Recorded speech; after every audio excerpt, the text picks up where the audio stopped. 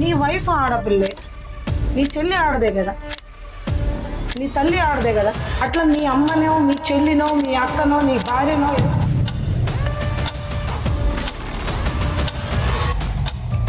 NGO అంటే ఒక perception ఏంటంటే మేబీ వీళ్ళు ఏమైనా పర్సనల్ యూస్కి ఏమైనా స్టార్ట్ చేస్తారేమో, లేకపోతే వచ్చే డొనేషన్స్ ఏమైనా వీళ్ళు తీసుకుంటారేమో.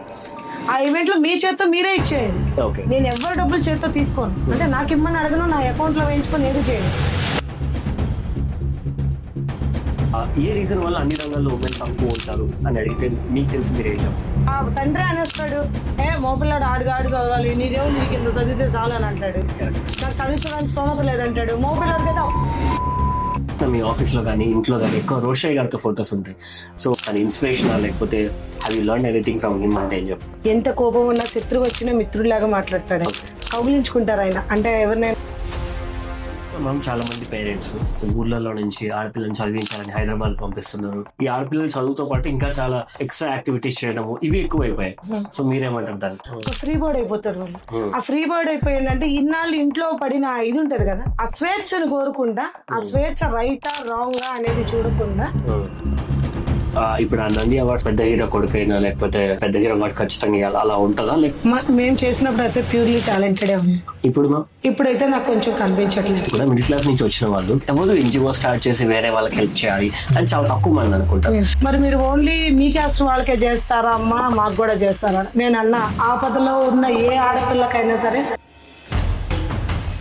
Hello ma'am, welcome to ML Connects. Hi. Firstly, thank you for coming ma'am. Yeah. So ma'am, when we see about your profile, మీ గురించి మేము చూసినప్పుడు the social activities that you did and how closely you work with government, ఇవన్నీ చూసినప్పుడు we felt very happy ma'am and we want to say congratulations. Thank you. ఆ టైంలో మీకు social media లేక మీరు చేసినట్టని అందరికి తెలియదు, కానీ లేదంటే మాత్రం ఈ పాటకి అసలు మీరు ఎక్కడో ఉండాల్సిన ప్రొఫైల్ బేసికల్లీ నేను చూసిన దాని ప్రకారం అయితే. Like you did many things ma'am. Like ఇప్పుడు మీరు చేసే జనరల్ సెక్రటరీ ఫర్ ఆర్యవైశ్య సంఘం అవ్వచ్చు, లేకపోతే you have an NGO which is NAMCT.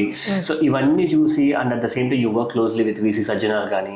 So there is a lot of profile ma'am. మీ గురించి చెప్పాలంటే నాకు తెలిసినంత వరకు కావాల్సినంత ప్రొఫైల్ అయితే ఉంది. Firstly we want to know more details from your and ma'am. Like you know మీరు ఇప్పుడు NGO స్టార్ట్ చేశారు కదా NAMCT. So what is the goal behind that and when you started that and how it is started and ఎందుకు start చేశారు అని దాంతో చెప్తే, like what is NAMCT and ఎందుకు స్టార్ట్ చేశారు అంటే ఏం చెప్తారు? NAMCT అంటే నల్లమల్లి మా ఇనిషియల్ అనమాట. ఓకే. నల్లమల్లి సామ్రాజ్యలక్ష్మి నా నేము. సామ్రాజ్యలక్ష్మి అంటే పెద్ద పేరు అయిపోతుందని ఎస్ అనే లెటర్ ఒకటే యాడ్ చేసి నల్లమల్లీస్ అని పెట్టాము. సరే, ఉమెన్ కోసం పెట్టాలని ఆలోచన నాకు. ఒక ఉమెన్ కోసం చేసే ఏ కార్యక్రమం మహిళకి ఉద్దేశించి పెడితే బాగుంటుంది అనే ఉద్దేశంతో, అండ్ మనము ఇంకొకరికి ఇన్స్పిరేషన్గా ఉండాలి అనే ఉద్దేశంతో ఎవరైనా సరే, not only me, A women అయినా సరే మనం చేసే ప్రతి పని ఇంకొక మహిళకి ఇన్స్పిరేషన్గా ఉండాలి అన్న ఉద్దేశంతో ఆ ఇన్స్పిరేషన్ నుంచి తీసుకున్న పదమే ఆదర్శ. యు ఆర్ ద ఇన్స్పిరేషన్ అని అన్నమాట. ఆదర్శ మహిళ చారిటబుల్ ట్రస్ట్. చారిటబుల్ ట్రస్ట్ అంటే ఆల్రెడీ నీకు తెలిసిందే, ఎందుకంటే మనము ఫండ్ రైజ్ చేయడము అండ్ ఎవరి దగ్గర నుంచి అయినా తీసుకొచ్చి పెట్టాలి అని చెప్పానంటే మన ఓన్ మనీ కాకపోయినా ఫండ్ రైజ్ చేయడానికి దేనికైనా సరే చారిటీ అనే వర్డ్ యూజ్ చేయాలని. చారిటీ అంటే అర్థమైపోతుంది ఈజీగా అందరికీ అన్న ఉద్దేశంతో నల్లమల్లి ఆదర్శ మహిళ చారిటబుల్ ట్రస్ట్. ఎస్, ఇది పురుడు పోసుకుంది అయితే 2015 ఢిల్లీలో వెంకయ్య నాయుడు గారి చేతుల మీదుగా లాంచ్ చేయడం జరిగింది మా సంస్థని.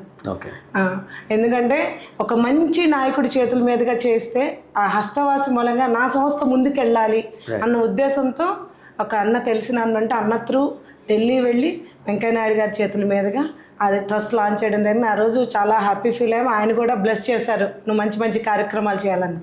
ఎందుకంటే బిఫోర్ దట్ ఆల్రెడీ చాలా సర్వీస్ ప్రోగ్రామ్స్ చేశాను. ఎట్లా అంటే వాసవి క్లబ్లో ఉన్నాను, అండ్ తర్వాత లైనిజంలో ఉన్నాను, లయన్స్ క్లబ్లో ఉన్నాను, తర్వాత సంఘాల్లోకి వచ్చాను. దేంట్లోకి వచ్చినా చేసే వ్యక్తి నేనే. ఇప్పుడు ఏ పదవిలో ఉన్నా కూడా చేస్తున్న వ్యక్తి ఎవరంటే సామ్రాజ్యలక్ష్మి. సో నేనేమనుకున్నానంటే మా పిల్లలు ఒకటే అన్నారు, అమ్మ ఏ సంస్థలో ఉన్నా ఆ సంస్థకు పేరు వెళ్తుంది. పలానా వాసవి క్లబ్ సామ్రాజ్యలక్ష్మి చేసింది, పలానా లయన్స్ క్లబ్ సామ్రాజ్యలక్ష్మి చేసింది, ఆర్వేస్ సంఘం సామ్రాజ్యలక్ష్మి చేసింది. అలా వద్దు, నువ్వే చేస్తున్నావు కాబట్టి దేంట్లో ఉన్నా మనమే ఒక ట్రస్ట్ పెట్టుకుని ఆ ట్రస్ట్ ద్వారా చేస్తే బాగుంటుంది అని అనేసరికి సరే 2015లో ఆలోచనతో పెట్టిందే అది పురుడు పోసుకునేది 2015. ఓకే, అసలు ఎందుకు అనిపించింది మా ఇలా ట్రస్ట్ స్టార్ట్ చేయాలని? ఎందుకంటే నాకు సర్వీస్ బాగా ఇష్టం. ఓకే. మేము చాలా మిడిల్ క్లాస్ ఫ్యామిలీ. నేను పుట్టి పెరిగిందంతా చాలా మిడిల్ క్లాస్ ఫ్యామిలీ. డాడీ ఆ రోజు ఇన్కమ్ సంపాదించుకుని వస్తేనే మేము 4 పిల్లలు, అన్నయ్య, నేను, చెల్లి, తమ్ముడు. సో మా 4 పోషించాలంటే ఆయనకి చాలా కష్టంగా ఉండేది. కానీ మమ్మల్ని చదివించాలి. అప్పట్లోనే మా నాన్నగారు మమ్మల్ని ఇంగ్లీష్ మీడియం చదివించారు. ఎందుకంటే అందరు పిల్లలు ఇంగ్లీష్ మీడియం చదువుతున్నారు, మీరు కూడా చదవాలని. ఆయనకి స్తోమతకి మించి చదివించారు. చదివించినప్పుడు కొన్ని ఇష్టాలు ఉంటాయి ఆడపిల్లకి. ఏంటంటే ఇప్పుడు తక్కువ ఏదైనా నాకు ఆర్ట్ అంటే ఇష్టం. అప్పట్లో పెయింటింగ్ నేర్చుకోవాలంటే ఫీ కట్టాలి, మంత్లీ ఫీ. క్లాసికల్ డాన్స్ అంటే ఇష్టం, దానికి ఫీజు కట్టాలి. మాకు ఫీజు కట్టడానికే డాడీ చాలా ఇబ్బంది పడుతూ, అప్పట్లో మా హెచ్ఎం మేడం చాలా సపోర్ట్ చేస్తారు. శ్యామల మేడం ఏంటంటే నాన్నగారి పరిస్థితిని అర్థం చేసుకుని, ఆయన ఇంటెన్షన్ అర్థం చేసుకుని మాకు ఫీజు కూడా రాయితీ ఇవ్వటము, అన్నీ చేయడం అలా జరిగింది. ఇది కూడా ఆయనకి బర్డెన్ అవ్వకూడదు అన్న ఉద్దేశంతో కొన్ని నా ఇష్టాలని నేను అలా చెప్పాలంటే అని చేసుకున్నా, అడగకూడదు, డాడీని ఇబ్బంది పెట్టద్దు అని. కానీ క్లాసికల్ డాన్స్ చూడంగానే అబ్బా వాళ్ళు వేస్తున్నారు, నేను కూడా నేర్చుకుంటే బాగుండేది. ఎవరైనా పెయింటింగ్ కాంపిటీషన్ ఉండేది స్కూల్స్లో మాకు. ఆ పెయింటింగ్ కాంపిటీషన్ ఇప్పుడు మనకు వచ్చి వేయడం, నేను వేసేదాన్ని. నాకు ట్రైనింగ్ లేకపోయినా నేను వేసుకునేదాన్ని. కానీ ఇంకొకటి గురువు దగ్గర నేర్చుకుని ఇంకా మౌళ్ళు ఎక్కువ అవుతాం కదా అన్న ఆలోచన ఉండేది. అంత స్తోమత లేదు కాబట్టి ఏం అడిగేదాన్ని. అప్పుడు అనిపించింది అనమాట, నేను నిజంగానే పెద్ద అయినాక, మ్యారేజ్ కాకముందు చిన్నప్పుడు ఉన్న ఆలోచనే, పెద్ద అయినాక ఎవరైనా సరే ఇట్లాంటి ఆడపిల్లలకి మనం సపోర్ట్ చేయాలి. ఇలా కొంతమందికి కొన్ని గోల్స్ ఉంటాయి, ఆ గోల్ రీచ్ అవ్వాలి, ఫైనాన్షియల్లీ సపోర్ట్ ఉండదు. సో అందులో నుంచి పుట్టుకొచ్చిందే నా ఆలోచన విధానం. ఈ ఎన్జిఓ కూడా అందుకునే అనమాట. ఎందుకంటే ఆడపిల్లలకి మనం హెల్ప్ చేయాలి.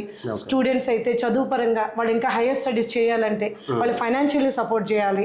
అది కాదు, వాళ్ళకి ఏదన్నా ఇలాగే ఒక క్లాసికల్ డాన్స్ ఇంట్రెస్ట్ ఉంది, వాళ్ళకి ఫైనాన్షియల్లీ సపోర్ట్ లేదు, వాళ్ళ ఏదైతే వాళ్ళు దేంట్లో అయితే ఇదిగా ఉంటారో దాని నుంచి నేను సెలెక్ట్ చేసుకునేదాన్ని. ఓకే, ఈ అమ్మాయికి ఇది ఇంట్రెస్ట్ ఉంది కదా, నేనే పిలిచేదాన్ని. నీకేంటమ్మా క్లాసికల్ చాలా బాగా చేస్తున్నావురా, చాలా బాగుంది అని అంటే వాళ్ళ కష్టాలు అప్పుడు చెప్పేవాళ్ళు. నాకు నేను ఫ్లాష్ బ్యాక్ వెళ్ళిపోయేదాన్ని.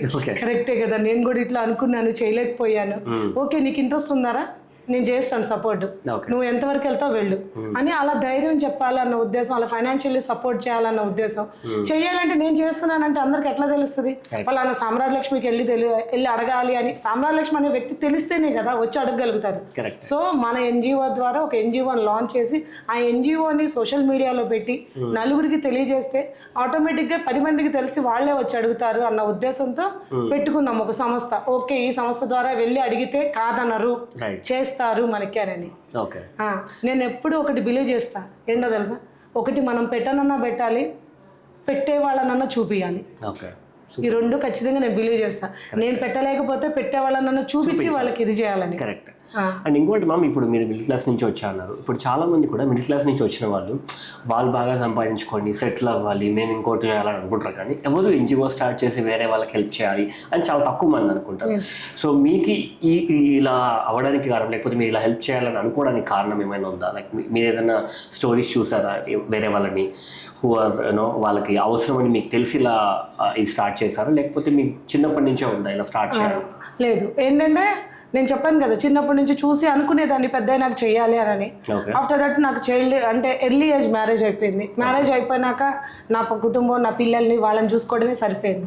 కానీ ఒకనొక పీరియడ్లో మా పాపకు అప్పుడు కరెక్ట్గా 13 years అనుకుంటా. 13 years అప్పుడు నాకు ఒక అవకాశం వచ్చింది. ఏది, వాసవి క్లబ్ ఒకటి కొత్తగా పెట్టారు, దాంట్లోకి రమ్మని అడుగుతా ఉన్నారు, అందరినీ కొత్తగా పెట్టారు, రండి అని చెప్పని అన్నారు. ఎంటర్ అవ్వడం జరిగింది. ఎంటర్ అయినాక క్లబ్ దేనికి పెట్టారు అది ఆలోచించడం మొదలెట్ట. ఓహో, క్లబ్ ద్వారా సర్వీస్ చేయాలి, సర్వీస్ చేస్తే ఇలా రికగ్నైజ్ చేస్తారు, అట్లా అనుకుంటూ వచ్చి అప్పుడు అనుకున్నాను అనమాట. ఓకే, చేద్దాం, అయితే మనం కూడా చేద్దాం, మంచి ఆలోచన కాదు. అప్పుడు నేను క్లబ్ ప్రెసిడెంట్ అని చెప్పి పేపర్లో అన్నిట్లో వచ్చేసింది. అప్పట్లో న్యూస్ పేపర్ బాగా, అండ్ లోకల్ ఛానల్లో న్యూస్లో కవరేజ్ వచ్చింది, పేపర్లో వచ్చింది. అది వచ్చినాక చాలా మంది తెలుసుకుని డైరెక్ట్గా వచ్చి అప్రోచ్ అయ్యారు నన్ను. ఇట్లా మేడం, మా పాపకి ఒకటే, ఎట్లా అంటే ఇప్పుడు చదువు గురించి చదువుకునేసరికి మా అమ్మాయి బాగా చదువుతుందండి, టాపర్ అండి, కానీ నేను చదివిచ్చే స్తోమత లేదు మాకు, మీరు ఏమైనా హెల్ప్ చేయగలరా? ఓకే చేస్తామని చేసాము. అట్లా వాళ్ళకి మెటీరియల్, బుక్స్ మెటీరియల్ కావాలంటే ఏది అట్లా చిన్నగానే మొదలు పెట్టాం మేము కూడా. తర్వాత ఒక పాపకి సమ్ తలసేమియా డిసీజ్ అని ఇప్పుడు బాగా దాని గురించి మొన్న రీసెంట్లీ కూడా మన చంద్రబాబు నాయుడు గారి మిస్సెస్ తలసేమియా నుంచి వాక్ ఒకటి పెట్టారు ఇక్కడ రన్ హైదరాబాద్ లోనే. సో ఆ తలసేమియా వ్యాధి ఇప్పుడు కాదు నేను వినటం, 15-20 సంవత్సరాల కిందటే విన్నాను. ఒక చర్చిలో ఫాదర్ అనమాట ఆయన వాళ్ళ పాపకి తలసేమియా డిసీజ్ ఉందని చెప్పానని ఆ అమ్మాయికి బ్లడ్ ట్రాన్స్పోర్టేషన్ చేయాలి, ఎవ్రీ మంత్లీ ట్రాన్స్పోర్టేషన్ చేయాలి.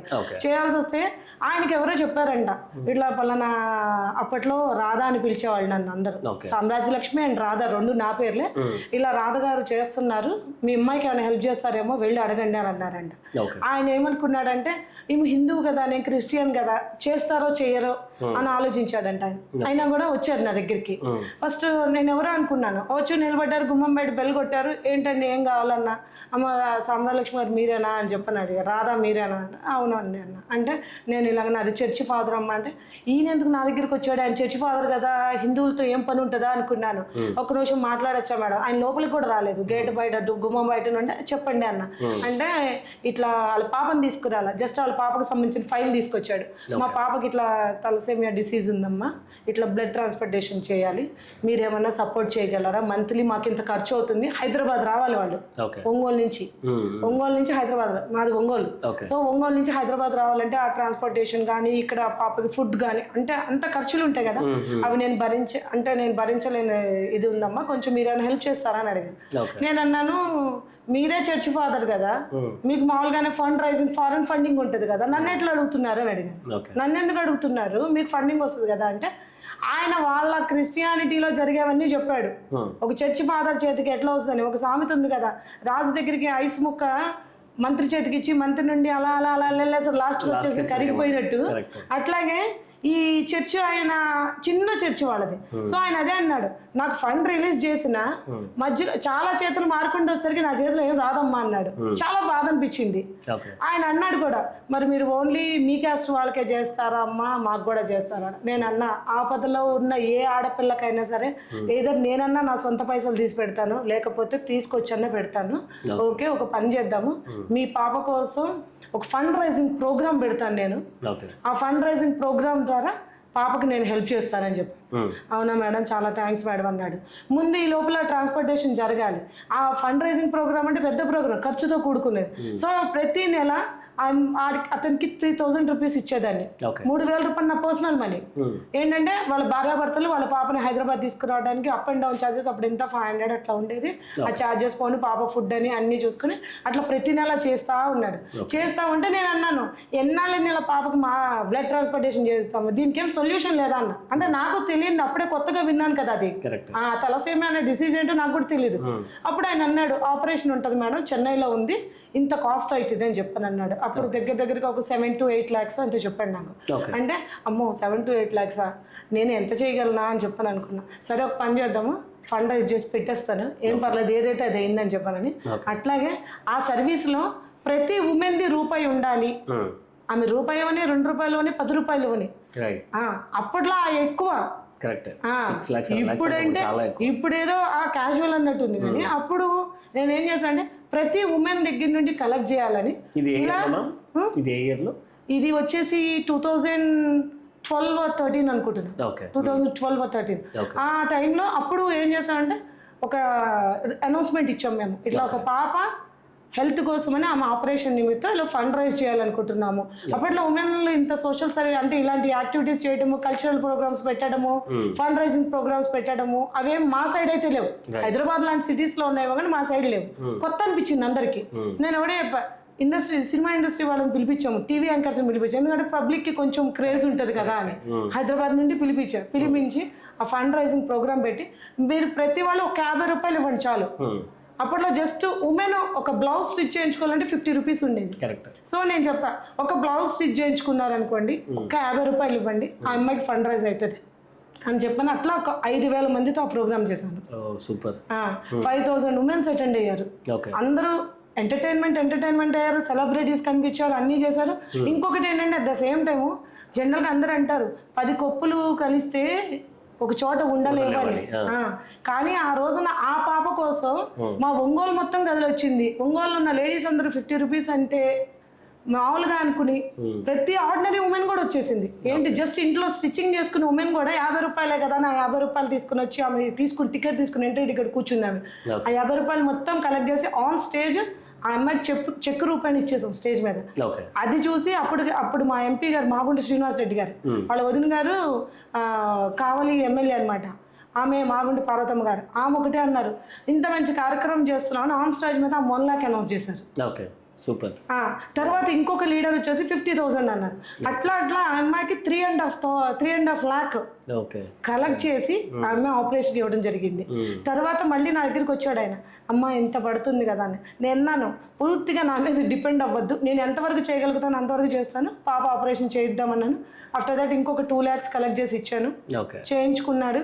పాప హ్యాపీ, నేను హ్యాపీ. అందరూ అడిగారు ఆ అమ్మాయిది చేయడం వల్ల నీకేంటని. సెల్ఫ్ సాటిస్ఫాక్షన్, అంతకు మించి లేదు. ఆత్మ సంతృప్తి ఉంటే చాలు నాకు. మంచి బ్లెస్సింగ్స్ ఉంటాయి. ఆ అమ్మాయికి ఒక అమ్మాయికి లైఫ్ ఇచ్చాము అని చెప్పని అనుకున్నాం. సో అదొకటి. అండ్ నా లైఫ్ లో ఇంకొకటి, ఒక పాప కరాటే స్టూడెంట్, ఆ అమ్మాయి గోల్డ్ మెడలిస్ట్. ఆ అమ్మాయి సార్ వచ్చి జస్ట్ నా దగ్గరికి ఎందుకు తీసుకొచ్చాడంటే ఈ అమ్మాయి గెలుచుకుంది మేడం, మీ చేత్తో మెడల్ ఆ అమ్మాయికి మెడలో వేయండి అన్నాడు. ఓకే వేస్తానని చెప్పని వేసినాక పిల్లని అడిగా ఏంట్రా ఇంటర్తో ఇంక ఎడ్యుకేషన్ అది ఇది అని అంటే చిన్న పాప అనమాట. అమ్మాయికి ఇప్పుడు అంతా 7 years 8 years. అంటే లేదు తర్వాత నాకు ఇంకొక కాంపిటీషన్ ఉంది, ఆ కాంపిటీషన్కి డాడీ వాళ్ళు పంపినంటున్నారు అని చెప్పానంది. వాళ్ళ ఫాదర్ మదర్తో మాట్లాడి ఎందుకు పంపినంటున్నారు పాపని అంటే వాళ్ళు ఒకటే అన్నారు, అమ్మ మాకు ఫైనాన్షియల్ అంత స్తోమత లేదు మేము పంపించాలంటే, సో ఎవరైనా హెల్ప్ చేస్తామంటే మా పాపని పంపిస్తానికి మేము రెడీగా ఉన్నాను. ఆ అమ్మాయికి కూడా నేనే పర్సనల్గా అప్పుడు మా లోకల్ ఛానల్ సిటీ కేబుల్ అని ఉండేది మాకు, ఆ లోకల్ ఛానల్ శ్రీనివాస్ గారు అని ఆయన చెప్పారనమాట, మేడం ఇట్లా ఉంది మీరు ఏమైనా చేయగలిగితే ఆ అమ్మాయికి చేయండి అన్నారు. అంటే ఎవరో ఒకళ్ళ రిఫరెన్స్ మనకి. నేను అనేది ఏంటంటే మనకి తెలియదు ఎవరు నీడీ పీపుల్ అన్నారు, మనం ఎక్కడ ఎత్తుతాము. ఇది పెద్ద మహాసముద్రం, ఈ సముద్రంలో ఎతకాలంటే కష్టం. మనల్ని తెలుసుకుని వస్తే మనం చేస్తాం. ఆయనంతలో ఆయన చెప్పారని చెప్పని ఆ ఛానల్ ఆయన వాళ్ళు వచ్చారు, ఓకే చేస్తారని ఆ పాపకి చేశాము. అండ్ నేను ఎంతగానో ఇష్టపడే క్లాసికల్ డాన్స్ ఒక పాప ఉంది. ఆ పాపకి క్లాసికల్ డాన్స్ అంటే చాలా గుడ్ పర్ఫార్మెన్స్ చేస్తుంది. ఆమెకి స్టేజ్ ఛాన్సెస్ ఇవ్వట్లేదు ఎవరు. వాళ్ళ ఫాదర్ వచ్చి మేడం మీరు ఉమెన్స్ డే ప్రోగ్రామ్స్ చేస్తూ ఉంటారు కదా, నేను every year women's day program చేస్తాను. ఆ ఉమెన్స్ డే ప్రోగ్రాంలో ఏంటంటే ఒక ఇన్స్పిరేషన్ ఉండే ఒక ఇన్స్పైరింగ్ లేడీని పిలుస్తాను, ఉమెన్ని ఆ ప్రోగ్రామ్కి పిలిచి వాళ్ళతో ఒక మంచి మెసేజ్ ఇప్పిస్తాను. And at the same time వాళ్ళకి బోర్ అనిపించకుండా సమ్ కల్చరల్ ఈవెంట్స్ కూడా పెడతాను. అట్లా ఆయన తెలుసుకుని మీరు ఇలా ఉమెన్స్ డే ప్రోగ్రామ్స్ చేస్తారంట కదా, మా పాపకు ఒక్క ఛాన్స్ ఇస్తారా స్టేజ్ మీద చేయటానికి అన్నాడు. ఆ పాపని ఓకే అని చెప్పని నేను మీ అమ్మాయి ఎలా చేస్తా నాకు తెలియదు కదా అంటే ఆయన వీడియోలు చూపించాడు. సరే ఓకే నా ప్రోగ్రామ్ చేయని అన్న. నా ప్రోగ్రామ్ అయింది, స్టేజ్ ప్రోగ్రామ్ అయిపోయినాక ఆ అమ్మాయికి శ్రీశైలం టెంపుల్ ఉంది కదా, ఆ టెంపుల్లో పర్ఫార్మెన్స్ ఇప్పించాం. తర్వాత ఇక్కడ హైదరాబాద్లో రవీంద్ర భారతిలో ప్రోగ్రామ్ ఉందంటే అక్కడ ఇప్పించాను. సో ఆ అమ్మాయి లైఫ్ లాంగ్ ఆ అమ్మాయి నేను ఏదైతే సాధించలేనో ఆ అమ్మాయిలో నన్ను నేను చూసుకున్నాను అనమాట. ఓకే మనం చేయలేకపోయాము, ఈ క్లాసికల్ డాన్స్ నాకు ఇష్టము కానీ ఏం చేయలేకపోయాను, అమ్మాయి చేయాలని అనుకున్నాను. ఆ పాపకు కూడా మంచి లైఫ్ వచ్చింది ఆ క్లాసికల్ డాన్స్ ద్వారా. అండ్ నా పెయింటింగ్ ఇష్టం అని చెప్పా కదా, పెయింటింగ్ కూడా అంతే. నాకు పెయింటింగ్ ఇష్టము, చేయలేకపోయాను. నా కొడుకుని చిన్న వయసు నుండి పెయింటింగ్లోకి పంపించేసి పెయింటింగ్లో గోల్డ్ మెడలిస్ట్ అయ్యాడు. నాకు తెలిసినంత వరకు మెలకువలు చెప్తా ఉండేదాన్ని చిన్నప్పుడు. తర్వాత గోల్డ్ మెడలిస్ట్ అయిపోయినాక 10th క్లాస్కి వచ్చేసరికి నేనే మానిపించా బాబుని. వాళ్ళ సార్ అయితే ఊరుకోలే, మేడం ఇంత గోల్డ్ మెడలిస్ట్ మీ వాడు పెయింటింగ్ ఎందుకు ఆర్పిస్తున్నారు ఆర్ట్స్లో అంటే, చదువు డిస్టర్బ్ అవ్వద్దు, ఇది పార్ట్ ఆఫ్ ద లైఫ్ అవ్వాలి, అంటే వన్ ఆఫ్ ద పార్ట్ అవ్వాలి కానీ పూర్తిగా జీవితం అది అవ్వకూడదు, బాబుకి ఎడ్యుకేషన్ డిస్టర్బ్ అవ్వకూడదు అని చెప్పారని. సో అలా అయింది. నా 2 కోరికలు అలా ఫుల్ ప్లెజ్డ్గా తీర్చుకోవడం అయింది. సూపర్. ఒకప్పుడు ఎన్జిఓస్ అంటే మేబీ మీరు అన్నట్టు ఇట్లా వేరే వాళ్ళకి హెల్ప్ చేయాలి.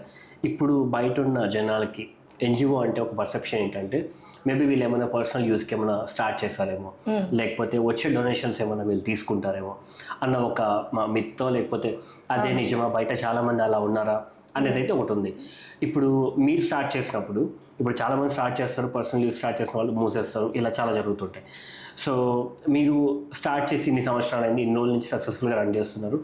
సో మిమ్మల్ని ఎవరైనా ఒక క్వశ్చన్ ఎప్పుడైనా ఇలా రేస్ చేస్తారా, మీరు ఏమైనా పర్సనల్ యూస్ స్టార్ట్ చేస్తారేమో, ఆ డబ్బులు ఏమైనా మీరు తీసుకుంటారేమో, మేము ఇప్పుడు డొనేట్ చేసినంత మీరు పర్సనల్ యూస్కి వాడుకోరని రూల్ ఏంటి, ఇలా ఎప్పుడు మీకు రాలేదా మ్యామ్ రివర్స్లో?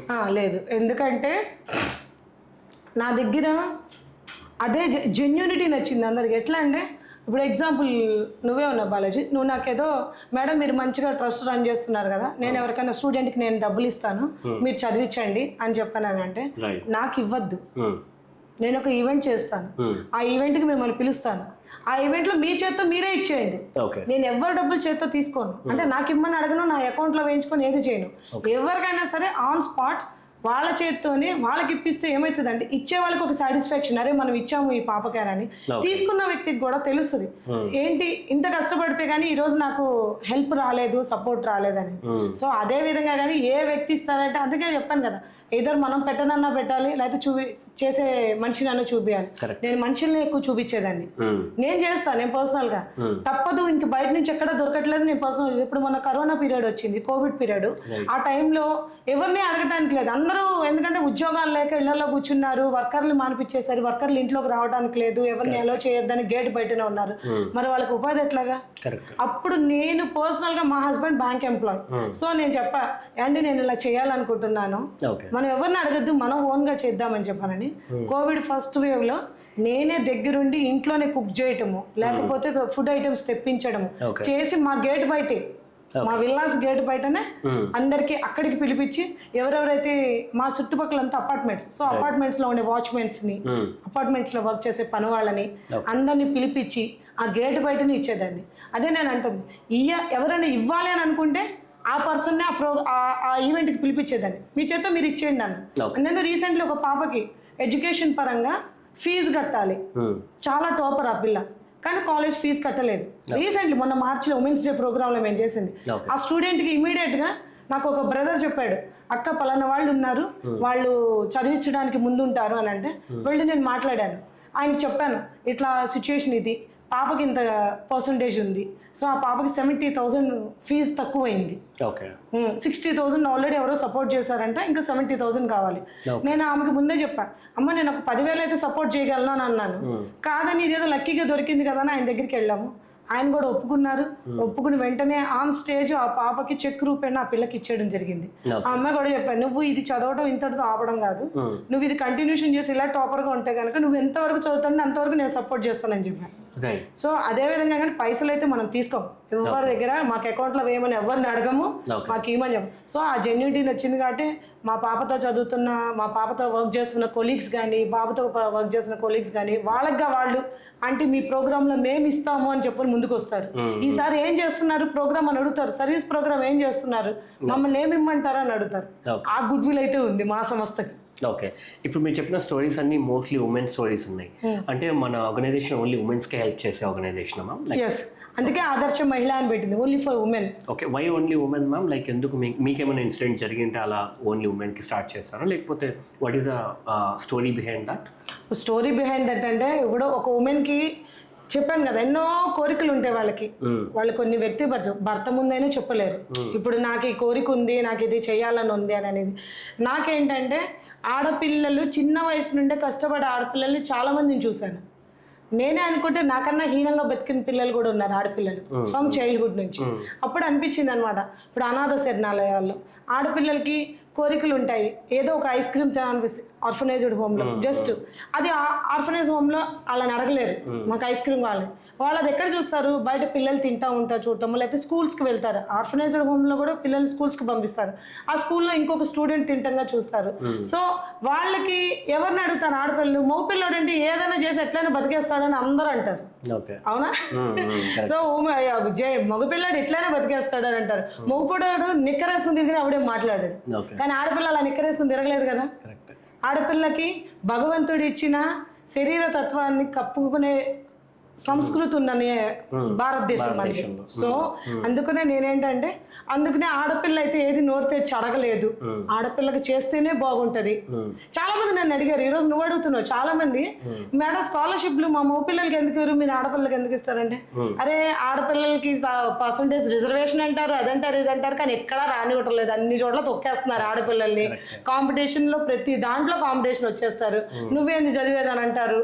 ఇంట్లోనే మగపిల్లలు తండ్రి అనేస్తాడు, మోపిల్లాడు ఆడు చదవాలి, నీదేముంది నీకు ఇంత చదివితే చాలు అని అంటాడు, నాకు చదివించడానికి స్తోమత లేదంటాడు. మోపిల్లాడికి అయితే అప్పు చేసి మరీ చదివిస్తాడు, ఆడపిల్లకి ఎందుకు చదివించాడు?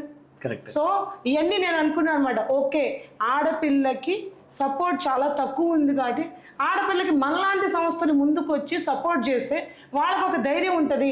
ఓకే, ఇలాంటి సంస్థలు ఉన్నాయి మమ్మల్ని చదివించడానికి, కానీ మేము ఎదిగితే చూడాలనే కోరికతో ఉన్న సంస్థలు ఉన్నాయి అన్న కాన్సెప్ట్తో అందులో నుంచి వచ్చింది. ఎందుకంటే నేను కూడా యాజ్ ఏ ఉమెన్గా, నాకు కూడా ఆడపిల్లగా, నాకు కూడా అప్పుడు ఏదైనా అలాంటి సంస్థలు చేస్తుండే నిజంగా నేను ఈరోజు ఇలా కాకుండా ఇంకెలా ఉండేదాన్నో, మంచి పొజిషన్లో ఉండేదాన్నేమో, అంటే నేను అనుకున్న గోల్ రీచ్ అయ్యేదాన్నేమో.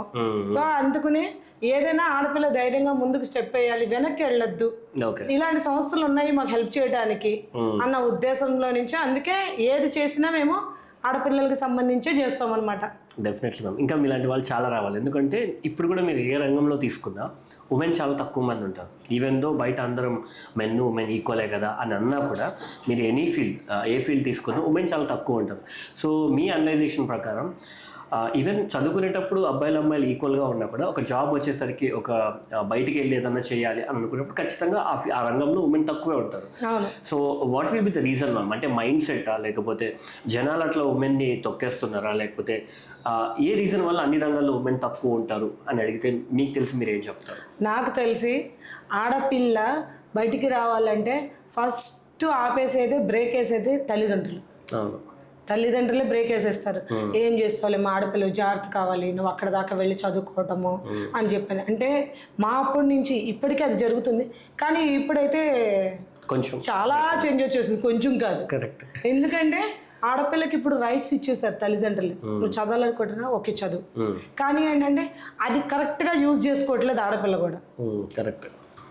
తల్లిదండ్రులు ఇచ్చిన స్వతంత్రాన్ని కూడా సరిగా యూజ్ చేసుకోవట్లేదు. కానీ ఏది చేసినా తల్లిదండ్రులకే మాట వస్తుంది. ఆడపిల్ల చేసినా మగపిల్లాడు చేసినా వీళ్ళ అమ్మా నాన్న ఎలా పెంచారా, అమ్మాయిలకైనా అబ్బాయిలకైనా అనే మాట ఇది. కానీ నేను అనేది ఏంటంటే ఆడపిల్లకి ఇదివరకు రోజుల్లో తల్లిదండ్రులు భయపడ్డారు, కానీ నేను ఎప్పుడు తల్లిదండ్రులకి ఇచ్చే మెసేజ్ ఏంటంటే మీ ఆడపిల్లల్ని శివంగిలాగా పెంచండి. ఓకే, ఒక శివంగిలాగా పెంచి ధైర్యంగా ముందుకు తీసుకెళ్ళండి. అంటే మీ అమ్మాయి ఏంటనేది మీకు తెలుసు కదా, ఎలా చదువుతుంది, చదువు మీద కాన్సన్ట్రేషన్ ఉందా, అదర్ అవకేషన్స్ ఉందా ఏంటి అనేది బిడ్డల్ని మీరు దగ్గరుండి అబ్జర్వ్ చేస్తున్నారు కదా. సో ఆడపిల్లకి అలాంటి కోరికలు ఉండి చదవాలి అన్న కోరిక ఉన్నా, లేకపోతే ఒక మంచి ఏదైనా తనకి నచ్చిన వృత్తిని ఎంచుకుంటే కనుక ఎంకరేజ్మెంట్ చేయండి. ఎంకరేజ్మెంట్ చేస్తే మీరు చేయలేకపోయినా, ఫైనాన్షియల్లీ సపోర్ట్ లేకపోతే మాలాంటి సంస్థలు చాలా ఉన్నాయి. ఇప్పుడు గల్లీకి ఒకటి ఉన్నాయి సంస్థలు, హెల్ప్ చేస్తాం అని అంటున్నారు. అందుకు ప్రభుత్వం కూడా హెల్ప్ చేస్తానంటుంది ఇప్పుడు ఆడపిల్లలకి. సో మీరు అవన్నీ యూటిలైజ్ చేసుకుంటా ఆడపిల్ల తను అనుకున్న గోల్ రీచ్ అయితే జీవితాంతకాలం గుర్తుపెట్టుకునేది తల్లిదండ్రులని ఆడపిల్లే. మా అమ్మ మా నాన్న నన్ను ఇలా చదివించారు, ఈ రోజు నేను ఈ పొజిషన్లో ఉన్నానంటే కారణం because of my mother and father అని చెప్పని అంటారు. రైట్. సో ఇప్పుడు కూడా మ్యామ్ చాలా మంది పేరెంట్స్ ఊళ్ళల్లో నుంచి ఆడపిల్లని చదివించాలని హైదరాబాద్కి పంపిస్తున్నారు. ఇప్పుడున్న యంగర్ జనరేషన్ మీరు చూస్తే హాస్టల్లో ఉండేవాళ్ళు కానీ, జాబులు చేసేవాళ్ళు కానీ, ఈవెన్ దో వాళ్ళ పేరెంట్స్ ఒక మంచి ఉద్దేశంతో పంపించినా కూడా ఇప్పుడున్న వాళ్ళు అంత దాన్ని ప్రాపర్గా యూటిలైజ్ చేయట్లేదేమో. ఇప్పుడున్న జనరేషన్, మీ జనరేషన్ అని అంతకంటే కొంచెం ముందున్న జనరేషన్ వాళ్ళు చాలా బెటర్, ఇంట్లో ఎన్ని కష్టాలు పడ్డారో తెలుసు కాబట్టి ఇప్పుడున్న పేరెంట్స్ కొంచెం సెటిల్ పేరెంట్స్ ఇక్కడికి పంపించడం వల్ల ఈ ఆడపిల్లల చదువుతో పాటు ఇంకా చాలా ఎక్స్ట్రా యాక్టివిటీస్ చేయడము ఇవి ఎక్కువైపోయాయి. సో మీరేమంటారు? ఇప్పుడున్న ఉమెన్కి మీరు ఏదైనా హెల్ప్ చేద్దాం అనుకున్నా కూడా ఇప్పుడున్న జనరేషన్ అయితే they are not in right direction అని నేను అంటాను. సో మీరేమంటారు దానికి? ఇప్పుడు తల్లిదండ్రులు వాళ్ళని అప్పటిదాకా ఒక జైల్లో పెంచినట్టు ఒక పంజరంలో పక్షిలాగా పెంచుతారు. కరెక్ట్. మెయిన్ మిస్టేక్ అక్కడే జరిగేది. అది బాయ్ అయినా గర్ల్ అయినా సరే, అరే మన చేతుల్లోనే ఉండాలి, మన చేతులు దాటి వెళ్ళకూడదు, సొసైటీ ఎలా ఉందనేది అది నేర్పించడం కాదు. టైమింగ్, ఇన్స్ట్రక్షన్స్, ఇంత లేట్గా వచ్చావు, ఎందుకు, ఎక్కడ లేట్ అయింది, ఎందుకు లేట్ అయింది, ఇవన్నీ అడగటం వల్ల వీళ్ళు ఒకేసారి వేరే చోటికి షిఫ్ట్ అయ్యి పిల్లల్ని హాస్టల్స్కి పంపించి ఒక ఫ్రీ బర్డ్ అయిపోతారు వాళ్ళు. ఆ ఫ్రీ బర్డ్ అయిపోయిందంటే ఇన్నాళ్ళు ఇంట్లో పడిన ఇది ఉంటుంది కదా, ఆ స్వేచ్ఛను కోరుకుంటా, ఆ స్వేచ్ఛ రైటా రాంగా అనేది చూడకుండా బయటకు వచ్చేసి ఆ స్వేచ్ఛను ఇంకొక రకంగా దుర్వినియోగం చేసుకుంటున్నారు చెప్పాలంటే. పిల్లలకి ఏంటంటే వాళ్ళు అనుకుంటారు అమ్మా నాన్న మనల్ని బాగా కట్టడిలో పెంచారు అని చెప్పానని మనల్ని అన్ని రిస్ట్రిక్ట్ చేస్తున్నాడు. పిల్లలు తల్లిదండ్రులకు శత్రువులు కాదు కదా, ఎన్నో కళలతో కంటారు పిల్లల్ని. ఎందుకు పిల్లలు కావాలని ఈ రోజుల్లో తల్లిదండ్రులు ఇప్పటికీ గుళ్ళు గోపురాలు చుట్టూ తిరుగుతున్నారు పిల్లలు కావాలని. ఎందుకు కోరుకుంటున్నారు? అరే రేపొద్దున ఒక వయసుకు వచ్చినాక మనము లేవలేని పరిస్థితిలో ఉన్నా మన బిడ్డలు మనల్ని చూసుకుంటారు, మనకు చూసుకునే మనుషులు కూడా ఉండాలన్న ఉద్దేశంతో కంటారు. నిన్ను కన్నారు అని అంటే నిన్ను బాధ పెట్టాలి, నిన్ను హింస పెట్టాలి అని చెప్పారు. కానీ ఒక తల్లి 9 మాసాలు మోసి 9 నెలలు 10 నెలలు, ఇప్పుడు 10 నెలలు కూడా ఉంటున్నారు కడుపులోనే, పిల్లలు బయటికి రావడం లేదు. ఎందుకు మోస్తుంది? ఇష్టపూర్వకంగా నీ ద్వారా నాకు వాంతులు అవుతున్నా, కళ్ళు తిరుగుతున్నా, తిండి సరిగా వెళ్ళకపోయినా అయినా సరే ఆనందంగా ఎందుకు మోస్తుంది? నాకంటూ నా మనిషి, నాకు సపోర్టర్ ఒకడు వస్తున్నాడు అని అనుకోండి, ఏ తల్లి అయినా సరే. సో పిల్లలుగా వీళ్ళు ఎదిగినాక కొట్టారు తిట్టారు అని అంటే మీరు కరెక్ట్ వేలో వెళ్ళాలనే కొడతారు, కానీ మీరేం శత్రువులు కాదు తల్లిదండ్రులకి. సో ఇక్కడ తప్పు పేరెంట్స్ దా పిల్లలదా ఇలా అవడానికి? ఇలా ఇప్పుడు హైదరాబాద్ రాగానే వాళ్ళు డిఫరెంట్ గా చేంజ్ అయిపోతారు. అంటే పేరెంట్స్ సరిగా పెంచలేదా, లేకపోతే పేరెంట్స్ సరిగా అడ్వైస్? పేరెంట్స్ మీరు ఏం చెప్తారు, పిల్లలకి ఏం చెప్తారు? పేరెంట్స్కి అయితే నేను చెప్పేది ఒకటి, పిల్లల్ని ఒక పంజరం లాగా పెంచకండి, సొసైటీని తెలియనివ్వండి. ఇది వరకు ఆడపిల్లలకి good touch and bad touch అనేది అలాంటివి ఏం తెలిసేవి కాదు. కానీ ఇప్పుడు జనరేషన్ మగపిల్లలు కానీ పెద్ద వయసు కానీ ముసలి వాళ్ళైనా సరే ఆడపిల్ల కనపడితే చాలు వాళ్ళు ఎలా ఎక్కడ పడితే అక్కడ టచ్ చేస్తూ ఉన్నారు. అది టచ్ కరెక్టా రాంగ్ అనేది అప్పట్లో తల్లిదండ్రులు అవేర్నెస్ చేయలేదు. చెయ్యకపోవడం వల్ల వాళ్ళకి తెలియక చిన్నప్పుడు అది క్యాజువల్ అనిపిస్తుంది, పెద్దయినాక ఇక అది కంటిన్యూషన్ అవుతుంది. నేను అనేది ఏంటంటే తల్లిదండ్రులుగా యాజ్ ఎ పేరెంట్స్గా పిల్లలకు పంజరంలో పెంచకుండా వాళ్ళకి సొసైటీ ఇలా ఉంది, గుడ్ అంటే ఇలా ఉంటుంది, బ్యాడ్ అంటే ఇలా ఉంటుంది. ఎవరన్నా ఇది వరకు అమ్మ నాన్న ఏం చెప్పారంటే, ఎవరన్నా నిన్ను టీచ్ చేస్తున్నాడు అనుకో, ఎందుకు టీచ్ చేస్తున్నాడు వాడు, నువ్వు తలకాయ దించుకుని ఇంటికి రాలేవా? మా జనరేషన్లో కూడా అన్నారు, నువ్వు తలెత్తి చూడబట్టే కదా వాడు నిన్ను టీచ్ చేశాడు అన్న. ఇప్పుడు నేను అనేది ఏంటంటే తల్లిదండ్రులకి ఆ భయాన్ని నాటకండి పిల్లలకి. ఒకవేళ నిజంగానే నిన్ను ఎవడన్నా ఇబ్బంది పెడుతుంటే వెనకాల మేమున్నాము అనేది గుర్తుపెట్టుకో అని చెప్పంగానే ఆడపిల్లకి ఆటోమేటిక్ ధైర్యం వస్తుంది. నన్ను ఎవడన్నా ఇట్లా ఇది చేశారంటే కనుక మా అమ్మ మా నాన్న ఉన్నారు వెనకాల నాకు చూసుకోవటానికి. అంతేగాని పిల్లనే నిందించారనుకోండి, పిల్ల చెప్పడం మానేస్తుంది. మగపిల్లడైనా అంతే.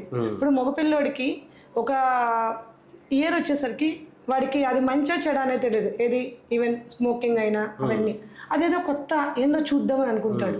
వాడు ఒకవేళ చేశాడని మీకు తెలిసిందనుకోండి, ఎందుకు చేసావని అడగద్దు, దాని మూలంగా ఉండే మైనస్ పాయింట్స్ చెప్తే, నాన్న ఇది చేయటం మూలంగా ఈ ప్రాబ్లం ఉంటుంది నాన్న, నీ ఇష్టం, నీ హెల్త్ నువ్వు ఖరాబ్ చేసుకుంటాను. ఇప్పుడు అలా చెప్పాలి. అలా చెప్తేనే పిల్లలు మైండ్కి ఎక్కించుకుంటున్నారు, లేకపోతే ఎవ్వరు మైండ్కి ఎక్కించుకోవడం. సో నిదానంగా పిల్లలకి అర్థమయ్యేటట్టుగా చెప్పాలి. ఇప్పుడున్న బిజీ లైఫ్ లో తల్లిదండ్రులు పిల్లలకి టైం కేటాయించడానికే లేదు. ఇప్పుడు ఉద్యోగాలు బిజీలో ఉంటున్నారు. ఇది వరకు రోజుల్లో మా నాన్న ఎంత వ్యాపారం చేసి వచ్చిన మిడ్ నైట్ అయినా సరే అందరం కూర్చుని భోజనం చేసేవాళ్ళు. ఇప్పుడు ఎంతమంది కుటుంబాల్లో పిల్లలతో కలిపి కూర్చుని భోజనాలు చేస్తున్నారు తల్లిదండ్రులు? అది లేదు. అది ఎప్పుడైతే మళ్ళీ స్టార్ట్ అవుతుందో పిల్లల కోసం అంటూ కనీసం భోజనం టైంలోనే మన సమయాన్ని కేటాయించి, ఎలా ఉంది నాన్న వాళ్ళ స్కూల్ బాగుందా, కాలేజ్ ఎలా ఉంది, ఏమన్నా ప్రాబ్లం ఉందా, నీకేమైనా ప్రాబ్లం ఉంటే చెప్పు, నీకేమైనా డబ్బులు అవసరం ఉందా అంటే ఏదైనా సరే అలా ఒక ఫ్రెండ్లీగా మనం ఎప్పుడైతే వాళ్ళతో మాట్లాడుతూ ఉంటామో ఆటోమేటిక్గా పిల్లలు కూడా మనకి ఎడిక్ట్ అవుతారు. ఇప్పుడు వాళ్ళు చెప్పేది ఏంటి, పిల్లలు మేము ఇంట్లో మాతో షేర్ చేసుకునే వాళ్ళు లేరు, ఆ బాధ కానీ మా ఇష్టాలని కానీ మా ఇదిని కానీ షేర్ చేసుకున్నాం. ఇప్పుడు వీకెండ్స్ పిల్లల్ని బయటకు తీసుకెళ్తున్నాం కదా అంటారు తల్లిదండ్రులు, వాడికి ఇష్టం ఉన్నా లేకపోతే ఐస్ క్రీమ్ బాగుంటుంది తిను, ఇది బాగుంటుంది తిను అంటారు. అరే వాళ్ళ ఇష్టం మనకు తెలుసుకోవాలి. ఇప్పుడు డాడీ నాకు ఇది తినాలి ఉందంటే, అవునా నాన్న వీకెండ్ బయటకు వెళ్తాం కదా అప్పుడు తిందాం అని అంటే ఆ వీకెండ్ కోసం ఎదురు చూస్తాడు. ఎప్పుడు పడితే అప్పుడు ఏది కావాలని అడుగుతా ఉన్నాం అని అంటే అడగడం మానేస్తాడు. ఎప్పుడైతే ఈ హాస్టల్ లైఫ్కి వస్తారో ఆ కోరికలన్నీ నెరవేర్చుకోవాలనుకుంటారు.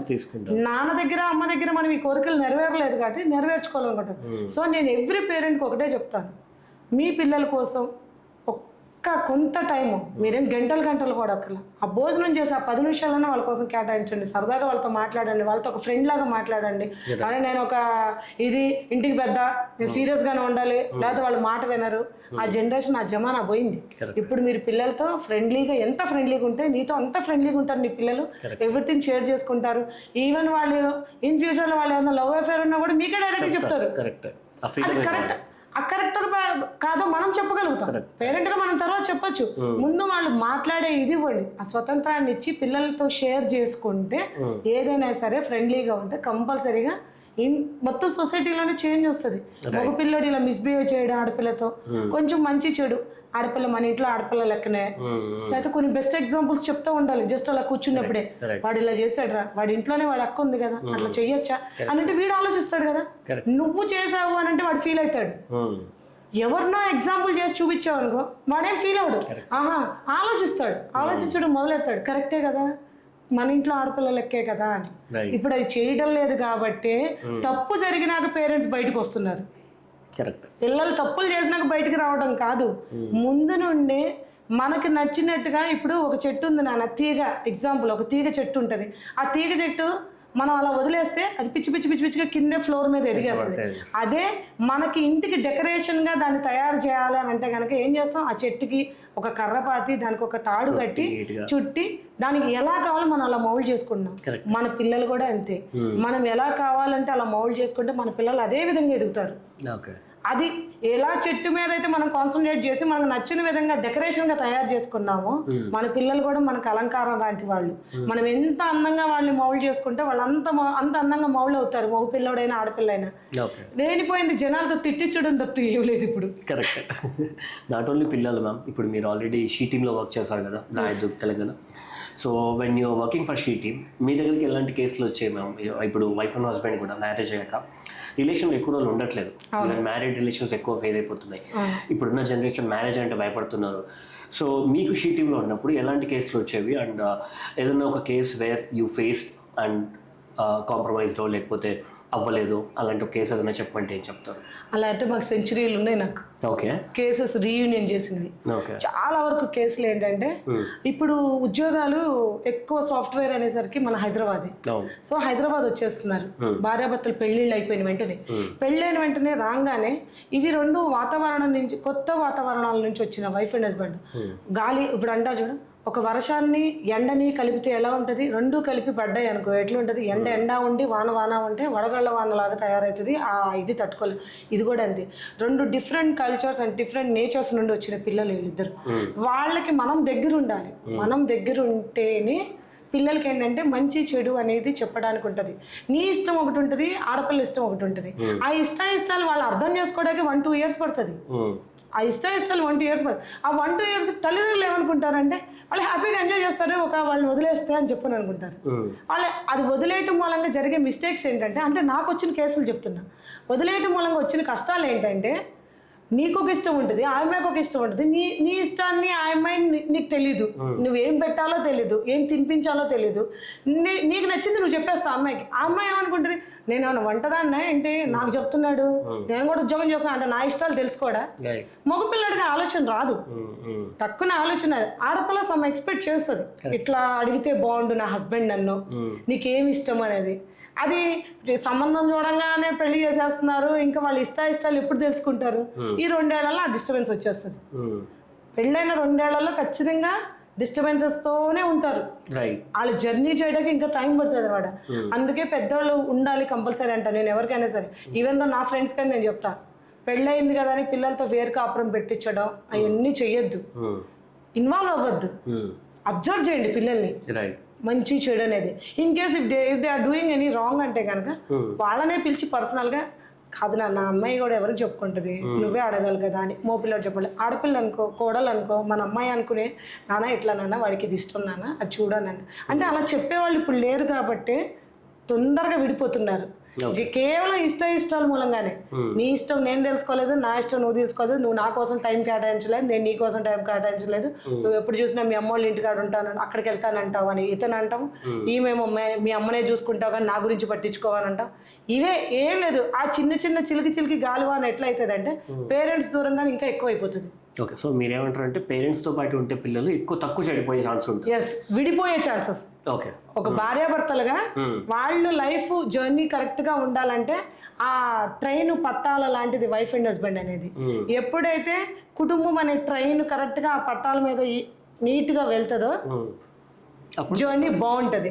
అదే ఆ కుటుంబం అనేది చెల్లా చెదరైపోయి ఇప్పుడు ఇంజిన్ అనేది పెద్దవాళ్ళు. నేనేమంటా అంటే వీళ్ళు వైఫ్ అండ్ హస్బెండ్ పిల్లలు ఇద్దరు రెండు పట్టాలనుకుంటే ఇంజిన్ మనం అవ్వాలి. మనం ఇంజిన్ మనం అయితే మన వెనకాల వాళ్ళకి పుట్టబోయే పిల్లలు కానీ ఎవరైనా సరే మన వెనకాల నీట్ గా వెళ్తుంది, ప్రయాణం సాఫీగా జరిగిద్దానంట. అది కాకుండా అమ్మో వద్దులే వాళ్ళ లైఫ్ వాళ్ళు బతుకుతారులే అని అంటే కనుక అలా వదిలేస్తే ఖచ్చితంగా డిస్టర్బెన్సెస్ వస్తాయి. ఆ డిస్టర్బెన్స్ వల్ల పోలీస్ స్టేషన్కి వెళ్తున్నారు, ఈగోలతో వెళ్ళిపోతున్నారు. ఇప్పుడు ఆడపిల్లలు మగపిల్లలు వీళ్ళని లేదు వాళ్ళని లేదు అన్ని ఈగోలతోనే. నాకు చాలా వరకు భార్యాభర్తలు కొత్తగా పెళ్ళైన వాళ్ళతోనే ప్రాబ్లం వచ్చేది. సో అవన్నీ అట్లా జరుగుతూ ఉంటే కొన్ని అయితే ఇంకా మరీ ఘోరం. ఆ హస్బెండ్ని కలవనివ్వకుండా అత్తగారు ఆ మొగుడిని దాచేయటం. ఒక అబ్బాయిని అలా దాచారు. ఆ అమ్మాయి ఎత్తుక్కుంటా ఉంది. ఆ అమ్మాయి పిఎస్కి వచ్చింది కంప్లైంట్ చేయడానికి. అప్పుడు మా సిఐ గంగాధర్ గారు అనమాట, రాయదుర్గం పిఎస్, అక్కడికి వచ్చింది. వస్తే సార్ పిలిపించిండు, మేడం అదేదో చూడండి అన్నాడు. ఆ అమ్మాయికి ఏమో డౌట్ వాళ్ళ తమ్ముడి మీదే, అది ఆ అబ్బాయి తమ్ముడి మీదే. వాళ్ళకి తెలుసు ఆయన దాచేశారు అని చెప్పన్నారు. అవునా అని చెప్పానని మొత్తానికి అది చేసి మేము పట్టుకున్నాం ఆ అబ్బాయిని. నేనే స్పెషల్ కేర్ తీసుకుని వెళ్తే ఆ అబ్బాయిని ఎక్కడ ఉంచారు తెలుసా, ఈ మన మానసిక ఇది ఉంటుంది కదా దాంట్లో ఉంచారు. అసలు ఈ అమ్మాయి ఏడ్చేసింది అతను అక్కడ చూడంగానే. ఎందుకు అని తెలిస్తే ఆ అబ్బాయికి ఆస్తులు ఉన్నాయంట. ఆ అబ్బాయి ఆస్తులు ఎక్కడ పెళ్ళానికి ఇచ్చేస్తాడు అని వాడిని మెంటల్ వాడు అని చెప్పని అక్కడ పెట్టేసి ఆయన అడిగింది. అలా ఆ అమ్మాయి మా ముందే అడిగింది, నువ్వు ఇక్కడికి ఎలా వచ్చావు అంటే ఏం నాకు తెలియదు, రాత్రి నిద్రపోయాను పొద్దున్న లేసరికి ఇక్కడ ఉన్నాను అన్నాడు. అది నేను వెళ్ళడానికి లేదు. అతను మొబ్బులాగా తయారు చేశారు. ఏంటంటే ఆ ఫుడ్లో ఏదో కలిపి ఆ అబ్బాయిని అట్లా తయారు చేస్తారు. ఇట్లా భయంకరమైన కేసులు ఉన్నా మేము చూసినవి అయితే దగ్గర మా సందీప్ సాండిలే సార్ కానీ, సజ్జనార్ సార్ కానీ, మా గంగాధర్ సార్ కానీ ప్రతి వాళ్ళు ఒకటే అప్రిషియేట్ చేసేవాళ్ళు. మేడం మీ దగ్గరికి ఏ కేసు అన్నా వస్తే రీయూనియన్ మళ్ళీ అయిపోతారు, మాకు కాన్ఫిడెన్స్ ఉందని. స్పెసిఫిక్గా ఒక్కొక్క రోజు అయితే యాక్చువల్లీ మాకు వీకెండ్సే ఉండేది, ఫ్యామిలీ కౌన్సిలింగ్ సాటర్డే ఉండేది. కానీ ఏదైనా స్పెషల్ కేసు వస్తే పర్సనల్గా పిలిపించి మేడం ఈ కేసు మీరే డీల్ చేయాలి అని చెప్పానని తీసుకోవడం, ఆ కేసుని అదొక సాటిస్ఫాక్షన్. ఫ్రీ ఆఫ్ సర్వీస్ మేము అది చేసింది కూడా సోషల్ సర్వీస్, మా ట్రస్ట్ ద్వారా చేస్తున్న సోషల్ సర్వీస్, ఆడపిల్లలకి మంచి జరగాలి అని చెప్పారని. సో అలా చేసి దగ్గరగా 100 to 150 ఫ్యామిలీస్ దాకా రీయూనియన్ చేయడం జరిగింది. వాళ్ళు ఇప్పటికీ నాకు ఫేస్బుక్ లో టచ్ లో ఉంటారు, మెసేజ్లు పెడతా ఉంటారు, వీఆర్ సో హ్యాపీ అని చెప్పానని. చాలా మనకి మిగిలే ఆనందం అదే కదా. Correct. So ma'am when we go through your profile ma'am, నేను చూసింది చాలా ఫోటోలు రోషయ్య గారితో గారు, సజ్జనార్ గారితో ఇలా ఫొటోస్ చూసినప్పుడు ఎక్కువ ఎక్కడ చూసినా మీ ఆఫీస్లో కానీ ఇంట్లో కానీ ఎక్కువ రోషయ్య గారితో ఫొటోస్ ఉంటాయి. సో వై మ్యామ్, లైక్ తన ఇన్స్పిరేషనా లేకపోతే have you learn anything from him అంటే ఏం చెప్తారు? ఒకటి మెయిన్ థింగ్ ఏంటంటే ఆయన మా కుల గురువు. ఓకే. రోసయ్య గారు మా వైశ్య కమ్యూనిటీకి గురువు.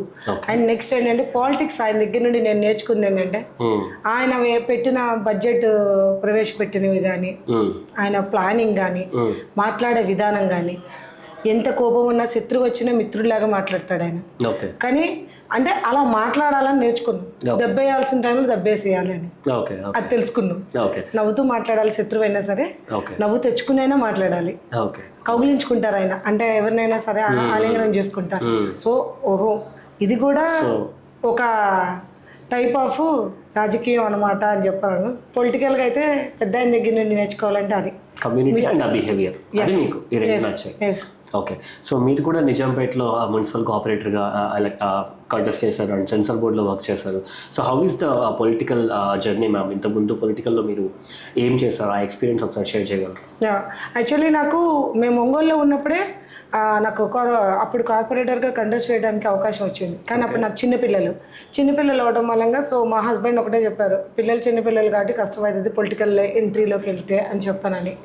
ఒక్కదాని నువ్వు ట్యాకిల్ చేయాలంటే కష్టం అవుతుంది, ఇద్దరు చిన్నపిల్లలతో ఇదంతా. మా అత్తగారు వాళ్ళు కూడా అదే మాట అన్నారు. అందుకని అప్పుడు వదిలేసుకున్నాను అనమాట. ఓకే వద్దులే అని చెప్పానని. కాకపోతే అంటే at the same time back bone work చేసేదాన్ని నేను మా ఎంపీ గారికి. ఏది ఎలక్షన్ పీరియడ్లో అయినా సరే క్యాంపెయినింగ్ చేయడంలో, డోర్ టు డోర్ క్యాంపెయినింగ్లో కానీ, అండ్ కమ్యూనిటీ పరంగా అందరితో మాట్లాడడం కానీ, అట్లా చేసి కమ్యూనిటీ మీటింగ్స్ పెట్టించడం కానీ, ఆ విధంగా చేయడం వలన మంచి ఒక గుర్తింపు తెచ్చుకున్నాను. ఓకే తను చేయగలిగింది. అక్కడి నుంచి వచ్చిందమ్మా మీకు ఇప్పుడు ఈ జనరల్ సెక్రటరీ పోస్ట్ కూడా లైక్ అలా కమ్యూనిటీ యాక్టివిటీస్ ఇవన్నీ చేయడం వల్ల మీకు వచ్చింది. అప్పుడు కమ్యూనిటీ కాదు కదా యాక్చువల్లీ నేను కమ్యూనిటీలో అప్పుడు అంత లేను. ఎక్కువగా పొలిటికల్గా ఇట్లా మనం సపోర్ట్ చేస్తా అంటే క్యాంపెయినింగ్ చేయటము అది చేయటం మూలంగా ఏంటంటే అప్పట్లో లేడీస్ బయటికి తొందరగా రావడము, మా కమ్యూనిటీ నుంచి లేడీస్ బయటికి రావడం చాలా తక్కువ. నాకు ఎందుకంటే ఒక ప్యాషన్, జస్ట్ ఒక ప్యాషన్. ఎందుకంటే చిన్నప్పటి నుంచి మా నాన్నగారు నేను స్కూల్ లైఫ్లో ఉన్నప్పటి నుంచి నాకు ఇన్స్పైరింగ్గా లేడీస్ని చూపించేవారు. ఆయన ఒక బ్యాంక్ లో ఎంప్లాయ్ ఎవరైనా లేడీ చేస్తుంటే ఇలా చేయాలమ్మా ఆడపిల్ల అంటే ఎప్పుడు ఇంట్లో కూర్చోకూడదు అని అప్పుడు ఇందిరాగాంధీ ఆమెను చూపించి ఒక లేడీగా ఇట్లా ఉండాలి అని చెప్పానని అంటే గుడ్ థింగ్స్ చెప్పేవాళ్ళు. వాళ్ళు బ్యాడ్ థింగ్స్ ఏం చేశారనేది కాదు. నాన్నగారు ఏ వ్యక్తినైనా చూపించిన ఎవరైనా ఉమెన్ ని బెస్ట్ ఎగ్జాంపుల్ గా నాకు చూపించినప్పుడు వాళ్ళలో ఉన్న good qualities and good things నాకు చెప్పేవాళ్ళు. ఇట్లా ఉంటే బాగుంటది ఆడపిల్ల, ఇలాగే ఉండాలి, ఆడపిల్ల అంటే భయపడుతూ ఫియర్తో ఉంటూ అలాంటివి అంటే బయట సొసైటీకి ఎవరేమనుకుంటారో ఎవరేం చేస్తారో ఎట్లా మాట్లాడతారో అనే భయం లేకుండా ధైర్యంగా మాట్లాడాలి నాన్న అని చెప్పాను. నాకైతే నిజంగా అంటారు కదా అమ్మ అన్నప్రాసన చేసింది, అమ్మ చేత్తో అన్నం పెట్టింది అని అంటే ఏ పసిబిడ్డకైనా సరే తల్లే పెట్టేది. కానీ నాలెడ్జ్ గెయిన్ అంత వాటికి నేను నాన్నగారి దగ్గర నుంచి నేర్చుకున్నా. మా డాడీ కూడా ఇలాగే చెప్పేవాడు, అవతల వాడు శత్రువు అయినా కూడా మనం శత్రువులాగా చూడకూడదమ్మా, నవ్వుతూ మాట్లాడాలి, బాగున్నావా అని చెప్పానని. మనకు టైం వచ్చినప్పుడు అప్పుడు మనం చూపించాలి మనం ఏంటనేది. అంతేగాని వీడి శత్రువు అనేది ఎప్పుడు తెలియజేస్తే పక్కన వాళ్ళకి మనం చులకనైపోతాం. వీడి శత్రువులు కాబట్టి వాళ్ళకి నచ్చిన విధంగా వాళ్ళు దాన్ని ఇది చేస్తారు, ఇంకా గ్యాప్ను మెయింటైన్ చేస్తారు. సో ఎప్పుడు శత్రువుని కూడా మిత్రువులాగానే చూడాలి, మనకు అవకాశం వచ్చినప్పుడు దెబ్బ కొట్టాలి, కానీ అప్పటిదాకా సైలెంట్గా నవ్వుతూ ఉండాలి, అన్ని నవ్వుతూ తీసుకోవాలని. అందుకే ఎక్కువ నవ్వుతూనే ఉంటాను నేను. బాధ ఉన్నా కూడా నవ్వుతూనే మాట్లాడతా, నవ్వుతూనే చేస్తా. కాదు ఏదైనా కొంతమంది అంటారు సీరియస్గా ఉన్నారు మీరు అని, కానీ నాకు దగ్గర అయిన వాళ్ళకి వాళ్ళకి తెలుస్తుంది నేను ఏంటి అనేది. అట్లా మీ ఇన్స్పిరేషన్ ఉమెన్ ఎవరంటే ఏం చెప్తారు? జయలలిత. ఎందుకు? ఎందుకంటే ఇప్పుడు మా జనరేషన్ అప్పటి నుంచి ఆడపిల్ల ఎందుకు చదవాలి, ఆడపిల్ల ఎందుకు బయటకు రావాలి, ఆడపిల్ల ఎందుకు సొసైటీలో ఉద్యోగం చేయాలి, అదే ఆలోచన ఉండేది. తర్వాత నేను సొసైటీలోకి వచ్చినాక నేను తెలుసుకుంది ఏంటంటే ఆడపిల్లకు కూడా కొన్ని ఆలోచన విధానాలు ఉంటాయి, ఆ విధానాలకి గౌరవం ఇవ్వాలని అడుగుతాను నేను. ఎవరైనా సరే రెస్పెక్ట్ ఇవ్వండి, ఆడవాళ్ళకు కూడా ఆడవాళ్ళ ఆలోచనలకి గౌరవం ఇవ్వండి అని చెప్పాను అనేది. అయినా కూడా చాలామంది మగవాళ్ళకి ఎక్కించుకోరు. ఏంది ఇది నాకు చెప్పేది, అసలు ఎట్లా అంటే ఒక సింగులర్ వర్డ్తో పిలుస్తారు, సింగులర్ వర్డ్తో సంబోధిస్తారు ఉమెన్ని. ఎందుకు అలా సంబోధిస్తారు? నీ వైఫ్ ఆడపిల్లే, ఆడదే కదా, నీ చెల్లి ఆడదే కదా, నీ తల్లి ఆడదే కదా, అట్లా మీ అమ్మనో మీ చెల్లినో మీ అక్కనో నీ భార్యనో ఎవరైనా సింగులర్ పదంతో అంటే నువ్వు ఊరుకుంటావా? అందరు ఆడవాళ్ళు అట్లా కాదా? సొసైటీలోకి వచ్చారంటే వాళ్ళకంటూ కొన్ని ఒక ఎయిమ్ ఉంటుంది, ఒక గోల్ ఉంటుంది, దాన్ని రీచ్ అవ్వాలన్న ఉద్దేశంతో బయటకు వస్తారే కానీ ఏదో బడితెగించి తిరగాలని ఏ ఆడది బయటికి రాదు. అది గుర్తించాలి, ఆ గౌరవాన్ని ఇవ్వాలి. ఒక ఉమెన్ని రెస్పెక్ట్ చేయండి, ఉమెన్కి రిజర్వేషన్ అదే కేటాయించిన సీట్లలో ఆమెను కూర్చోబెట్టండి, ఇవన్నీ రాస్తున్నారు. అవి ప్రాక్టికల్గా ఎంతవరకు జరుగుతున్నాయి? ప్రాక్టికల్గా ఎంతవరకు నిజంగా ఉమెన్కి రెస్పెక్ట్ ఇస్తున్నారు? అది సొసైటీలో జరగటం. నేను జయలలితని ఎందుకు ఇన్స్పిరేషన్గా తీసుకున్నానంటే ఆమెకి ఒక జస్ట్ ఒక అసెంబ్లీలో ఆమెకి నిండు సభలో ఆమెకు అవమానం జరిగింది. అది అందరికీ జగమెరిగిన సత్యం. ఆ అవమానాన్ని ఆమె దిగమింగుకుని నేనేంటో ప్రూవ్ చేయాలి అని చెప్పనంది. ఆమె మంచిగా ఎదిగిందా చెడుగా ఎదిగిందా ఏ విధంగా ఎదిగిందా నాకు అది అనవసరం. నేను అదే చెప్పాను, చిన్నప్పటి నుంచి మా నాన్నగారు గుడ్ థింగ్సే తీసుకోమన్నారు ఎదుటి వ్యక్తిలో నుంచి, బ్యాడ్ థింగ్స్ వాళ్ళ నైజానికే వదిలేశాను. ఆమెతో నాకు నచ్చిన గుడ్ థింగ్ ఎప్పుడైతే ఆమెకు జరిగిన ఏ చోటైతే అవమానం జరిగిందో ఆ చోటే ఆమె ఏంటో ప్రూవ్ చేసుకోవాలనుకుంది, ప్రూవ్ చేసుకుంది. ఆమె సీఎం అయినాక కూడా, సీఎం పదవిలో కూర్చున్నాక కూడా ప్రతి ఎమ్మెల్యే అది జెంట్ అవని లేడీ అవని ఆమెకి సాష్టాంగ నమస్కారం చేస్తుంటే కళ్ళారా చూస్తా. నేను ఎక్కువ కళ్ళారా చూసినవే నమ్ముతాను, ఎవరో చెప్పి నేను ఎక్కించుకోను. నా కంటి ముందు జరుగుతున్నా నేను కళ్ళారా చూసి బెస్ట్ ఎగ్జామ్ ఆమెది అది చూసి ఫిదా అయిపోయాను. ఉమెన్ అంటే ఇట్లా ఉండాలి, ఎదుటివాడు తప్పు లేకుండా ఒక ఆడదాని జోలికి వస్తే ఎట్లుంటది అనేది సినిమా చూపించింది. అట్లా ఉండాలి. Super super. అండ్ ఇంకోటి మీరు ఇప్పుడు సెన్సార్ బోర్డ్కి వర్క్ చేస్తారు, ఆ నంది అవార్డ్స్ జ్యూరీలో వర్క్ చేస్తారు. ఆ ఆపర్చునిటీ ఎలా వచ్చింది మ్యామ్? త్రూ ఈ పాలిటిక్స్ మా ఎంపీ గారు మాగుంట శ్రీనివాస్ రెడ్డి గారు, నేను అప్పుడు పొలిటికల్గా నేను చేసిన ఇదికి సో ఆ ఉద్దేశంతో సార్ నామినేటెడ్ పోస్ట్లో ఇప్పించడం జరిగింది. సెన్సార్ బోర్డులో ఏంటంటే ఇప్పుడు మనకు ఒక మూవీ రిలీజ్ చేసే ముందు థియేటర్స్కి వెళ్ళే ముందు ఫస్ట్ ఆఫ్ ఆల్ ఒక సెన్సార్ బోర్డుకి వస్తుంది ఆ మూవీ. అంటే ఆ మూవీ దాంట్లో ఏమైనా కరెక్షన్స్ ఉన్నాయా, ఏమైనా వల్గర్ వర్డ్స్ ఉన్నాయా, ఏమైనా చూడలేని సీన్స్ ఉన్నాయా, ఎందుకంటే ఆ మూవీని చిన్న వయసు నుండి పెద్దవాళ్ళ దాకా చూస్తారు. సో ఆ మూవీకి సర్టిఫై చేస్తాం అనమాట. ఇప్పుడు దాంట్లో ఎటువంటి అసాంఘిక లేవు, తర్వాత ఎటువంటి వల్గర్ లాంగ్వేజెస్ లేవు, ఎటువంటి మర్డర్స్ అవన్నీ లేవంటే కనుక దానికి యూ సర్టిఫికేట్ ఇస్తాము. అండ్ ఓన్లీ అడల్ట్సే, అంటే ఈ double meaning dialogues and some exposing ఏదైనా ఉన్నా అట్లాంటివి చూసినప్పుడు ఏంటంటే అది ఓన్లీ ఫర్ అడల్ట్స్. ఎందుకంటే డైరెక్టర్ మేము ఇంత కష్టపడి ఆ మూవీని తీసామంటే కట్ చేయమని చెప్తారు. టోటల్ ఎప్పుడైతే సెన్సార్ బోర్డు ఇచ్చినవి కట్ చేస్తారో ఆ మూవీకి యూ సర్టిఫికేట్ ఇస్తాము. అది కాకుండా లేదు మేము ఇవి కష్టపడి తీసాము. ఇప్పుడు ఎగ్జాంపుల్ బాలయ్య గారి మూవీనే ఉంది, ఆయన డైలాగ్స్ జనాలకు క్రేజ్. జూనియర్ ఎన్టీఆర్ గారు ఉన్నారు, ఆయన డైలాగ్స్ జనాలకు బాగా క్రేజ్. చిరంజీవి గారు ఉన్నారు, ఆ డైలాగ్స్ అందులో కొన్ని తప్పక కొన్ని బూతు మాటలు మాట్లాడాల్సి వచ్చింది. సో ఆ వర్డ్స్ జనాల్లోకి వెళ్ళకపోతే ఆ డైలాగ్ కిక్ ఎక్కదు. కరెక్ట్. సో అట్లాంటి వాటిని తీయమంటే డైరెక్టర్ ముందుకు అంటే నో అని అంటారు. సో నో అన్నారంటే సో ఏ సర్టిఫికేట్ ఇస్తాం ఈ మూవీకి అని చెప్పని ఏ సర్టిఫైడ్ చేస్తాము. ప్రతి మూవీకి సర్టిఫికేట్ ఫస్ట్ ఒకటి వేస్తారు, ఇన్ని రీల్స్ అని వేస్తారు కదా, దాని బ్యాక్ సైడ్ ఆల్రెడీ మా అందరు సిగ్నేచర్స్ ఉంటారు, వీఆర్ సర్టిఫైడ్ అని. సో ఆ సర్టిఫైడ్ చూసి అలా చేస్తారు. కానీ ఇప్పుడు మూవీలో ఏం చేస్తారు, అప్పట్లో పోస్టర్ వేస్తారు కదా, మూవీ పోస్టర్లు బయట వేసినప్పుడు ఆ పోస్టర్లో కంపల్సరీ అది యూ పిక్చరా ఏ పిక్చరా అనేది వెయ్యాలి. ఇప్పుడు అది ఎక్కడ కనపడుతుంది, కనిపించట్లేదు. సో ఆ మూవీ తెలియట్లేదు, అందుకే యూత్ చూసేస్తున్నారు, చిన్నపిల్లలు చూసేస్తున్నారు, అందరూ చూస్తున్నారు. వాళ్ళు చూసేదే కాదని కొన్నిసార్లు మనమే సిగ్గుపడి కళ్ళు మూసుకోవాలి, మనం కళ్ళు మూసుకోవాల్సి వస్తుంది. పిల్లలు అయితే ఎంజాయ్ చేస్తున్నారు, యూత్ ఎంజాయ్ చేస్తున్నారు, అందరూ ఎంజాయ్ చేస్తున్నారు. సో సెన్సార్ లో కూడా చాలా చేంజెస్ వచ్చేసినాయి. మేము ఉన్నప్పుడు సెన్సార్ కొంచెం సిస్టమాటిక్ ఉండేది, ఇప్పుడు సెన్సార్ ఎట్లా పడితే అట్లా రిలీజ్ చేసేస్తున్నారు. రిలీజ్ చేసినా అది ఇది ఓన్లీ ఫర్ అడల్ట్స్ అని చెప్పానని దాన్ని సిన్సియర్ గా తీసుకోవటము. థియేటర్స్ లో యూత్ ఈ మూవీని ఓన్లీ అడల్ట్సే చూస్తున్నారా లేకపోతే చిన్నవాళ్ళు చూస్తున్నారా అని అనటము, అవన్నీ పద్ధతులన్నీ మారిపోయినాయి. ఇప్పుడు ఏం లేదు, అప్పట్లో సెన్సార్ అంటే ఏదో ఉండేది, కానీ ఇప్పుడు సెన్సార్ చూస్తుంటే నాకే అనిపిస్తుంది ఈ మూవీని అట్లెట్లా సెన్సార్ బోర్డుకి వెళ్ళింది, అసలు ఎలా ఇది బయటికి రిలీజ్ చేశారు అని చెప్పానని. మా అప్పుడైతే థియేటర్కి కూడా వెళ్ళి చూసేవాళ్ళం. మేము చెప్పిన కట్ సినిమాలు కట్టు ఉందా లేదా తీసేసారా అని చెప్పి చూసి ఇన్ కేస్ ఆ కట్టు తీయకపోతే కనుక మళ్ళీ అది మేము వెళ్ళి కంప్లైంట్ చేసి మూవీని ఆపిచ్చేవాళ్ళం.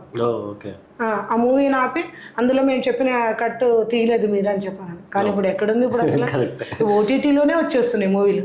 ఆ ఓటీటీలో ఎలా పడితే అలా రిలీజ్ చేసేస్తున్నారు. కరెక్ట్. ఇప్పుడు నంది అవార్డ్స్ కి కూడా జోరీగా చేస్తారంట కదా, అసలు ఇప్పుడు ఆ నంది అవార్డ్స్ ఎక్కువ సినిమా వాళ్ళు తీసుకుంటారు కదా, సో అందులో ఏమైనా ఇప్పుడు పెద్ద హీరో కొడుకైనా లేకపోతే ఈ పెద్ద హీరో వాడు ఖచ్చితంగా ఇవ్వాలి అలా ఉంటుందా, లేకపోతే ప్యూర్లీ టాలెంట్ పట్టిస్తారు? మేము చేసినప్పుడు అయితే ప్యూర్లీ టాలెంటెడే ఉంది. ఇప్పుడైతే నాకు కొంచెం కనిపించట్లేదు. కనిపించట్లేదు ఎందుకంటే అప్పట్లో థియేటర్ అంటే మూవీస్ ఏవైతే అవార్డ్స్ ఇవ్వబోతున్నామో మమ్మల్ని చూడమనేవాళ్ళు. మాకు చూపించి ఆ మూవీని ఇది నంది అంటే నంది ఇవ్వచ్చా ఇవ్వకూడదా, అవార్డు ఇవ్వచ్చా లేదా అనేది అలా మూవీ మాకు చూపించి చేయించేవాళ్ళు. ఇప్పటికీ కమిటీలు ఉన్నాయి, నంది అవార్డ్స్ అంటే కమిటీలు వేస్తున్నారు. కానీ నాకైతే కొన్ని మూవీస్ వింటుంటే ఈ మూవీకి ఎలా ఇచ్చారా అవార్డు అలా అనిపిస్తుంది. కానీ మంచి మూవీస్కి ఏమో అవకాశాలు రావట్లేదు, చాలా బాధ అనిపిస్తుంది. ఇంత మంచి మెసేజ్ ఓరియంటెడ్ ఇప్పుడు కొన్ని మూవీస్ ఓటీటీలో రిలీజ్ అవుతుంటే ఇంత చక్కటి మూవీ థియేటర్లో ఎందుకు ఆడటం లేదు? ఇంత మెసేజ్ ఓరియంటెడ్ మూవీస్ ఎన్ని చూస్తున్నాను ఇప్పుడు ఓటీటీలో. మా పిల్లలే నాకు చెప్తారు, మమ్మీ ఈ మూవీ వచ్చింది ఓటీటీలో చాలా మెసేజ్ ఉంది చూడమ్మా అని అంటారు. అనుకుంటే ఇలాంటివి థియేటర్లో ఎందుకు రిలీజ్ చేయరు? ఎందుకంటే జనాలు ఇష్టపడతలేదు కదా, డబ్బులు పెట్టుకుని వెళ్ళి ఆ సినిమా చూడాలంటే ఇష్టపడతలేదు. అదే దాంట్లో కొంచెం మంచి సిచ్యువేషన్, మంచి సీన్స్, మంచి ఇది ఉన్నాయి, మంచి డైలాగులు ఉన్నాయి అని అనేసరికి వెళ్ళిపోతున్నారు. చిన్న మూవీస్ని కూడా ఆదరించాలనేది నా కోరిక, ఎందుకంటే దాంట్లో మెసేజ్ ఉంటుంది. ఇప్పుడు అందుకనే కదా వెబ్ సిరీస్ ఎందుకు వచ్చేసినాయి, వెబ్ సిరీస్ ఎందుకు వచ్చినాయి, మూవీని ఎంకరేజ్ చేయట్లేదు కదా, వెబ్ సిరీస్ గా రిలీజ్ చేసేస్తున్నారు, లేకపోతే రీల్ గా రిలీజ్ చేస్తున్నారు. ఏంటి 10 నిమిషాలు ఎంత టైం కూడా షార్ట్స్ లాగా రిలీజ్ చేస్తున్నారు. మంచి కంటెంట్లు అలాంటి థియేటర్స్ జనాలు మనమే యాక్సెప్ట్ చేయట్లేదు అట్లా. సో మ్యామ్ ఆల్రెడీ మీరు 19లో కార్పొరేటర్గా కంటెస్ట్ చేస్తారు కదా, సో చాలా తక్కువ మెజారిటీతో ఓడిపోయారు. సో ఇన్ ఫ్యూచర్లో రిగార్డింగ్ పాలిటిక్స్ మీరు చాలా యాక్టివ్గా ఉంటారు పాలిటిక్స్లో, రీసెంట్గా కూడా చూస్తే చాలా యాక్టివిటీస్ చేశారు త్రూ పాలిటిక్స్. సో ఇన్ ఫ్యూచర్లో పాలిటిక్స్లో ఏం చేద్దాం అనుకుంటున్నారు and what are your goals in future for politics అంటే ఏం చెప్తారు? కార్పొరేటర్గా కంటెస్ట్ చేసినాక అసలు ఏంటి సొసైటీ అనేది నాకు అర్థమైంది. అంటే ఏ విధంగా ఆలోచిస్తున్నారు జనాలు. అంటే నిజమైన నాయకుడిని కోరుకుంటున్నారా, నిజమైన నాయకురాలను కోరుకుంటున్నారా, లేకపోతే ఎవరు డబ్బులు ఇస్తే వాళ్ళు కావాలని అనుకుంటున్నారా ఏంటి అనేది జననాడి అర్థమైంది నాకు. సో బెస్ట్ ఎగ్జాంపుల్ అనమాట నాకు. ఎందుకంటే అందుకే పిల్లలు చిన్న వయసులో వచ్చినప్పుడు నేను దాన్ని సద్వినియోగపరచుకోలేకపోయినా ఈసారి కంపల్సరీగా కంటెస్ట్ చేయాలనుకున్నాను. అదే టైంలో మా నాన్నగారు ఐసీయూలో ఉన్నారు. అయినా సరే నాన్నగారికి చెప్పొచ్చి మరీ కంటెస్ట్ చేశాను. డాడీ నేను ఇలా అవకాశం వచ్చింది, నేను చేయాలనుకుంటున్నాను అని. ఎంత మెజారిటీతో ఓడిపోయారు? అంటే అక్కడ ఆల్రెడీ 3 ఒక ఇండిపెండెంట్ ఆయనకి ఓట్లు చీలిపోయినాయి, and at the same time వేరే పార్టీకి ఓట్లు చీలినాయి, మాకు కొన్ని ఓట్లు చీలినాయి. అలా చేయడం మూలంగా అండ్ ఇంకొకటి ఏంటంటే కరెక్ట్గా మా ఏరియాలో ఎలక్షన్స్ కార్పొరేటర్ ఎలక్షన్స్ జరుగుతున్నప్పుడు అది చాలా వరకు సెటిలర్స్ అనమాట అక్కడ ఉన్నది.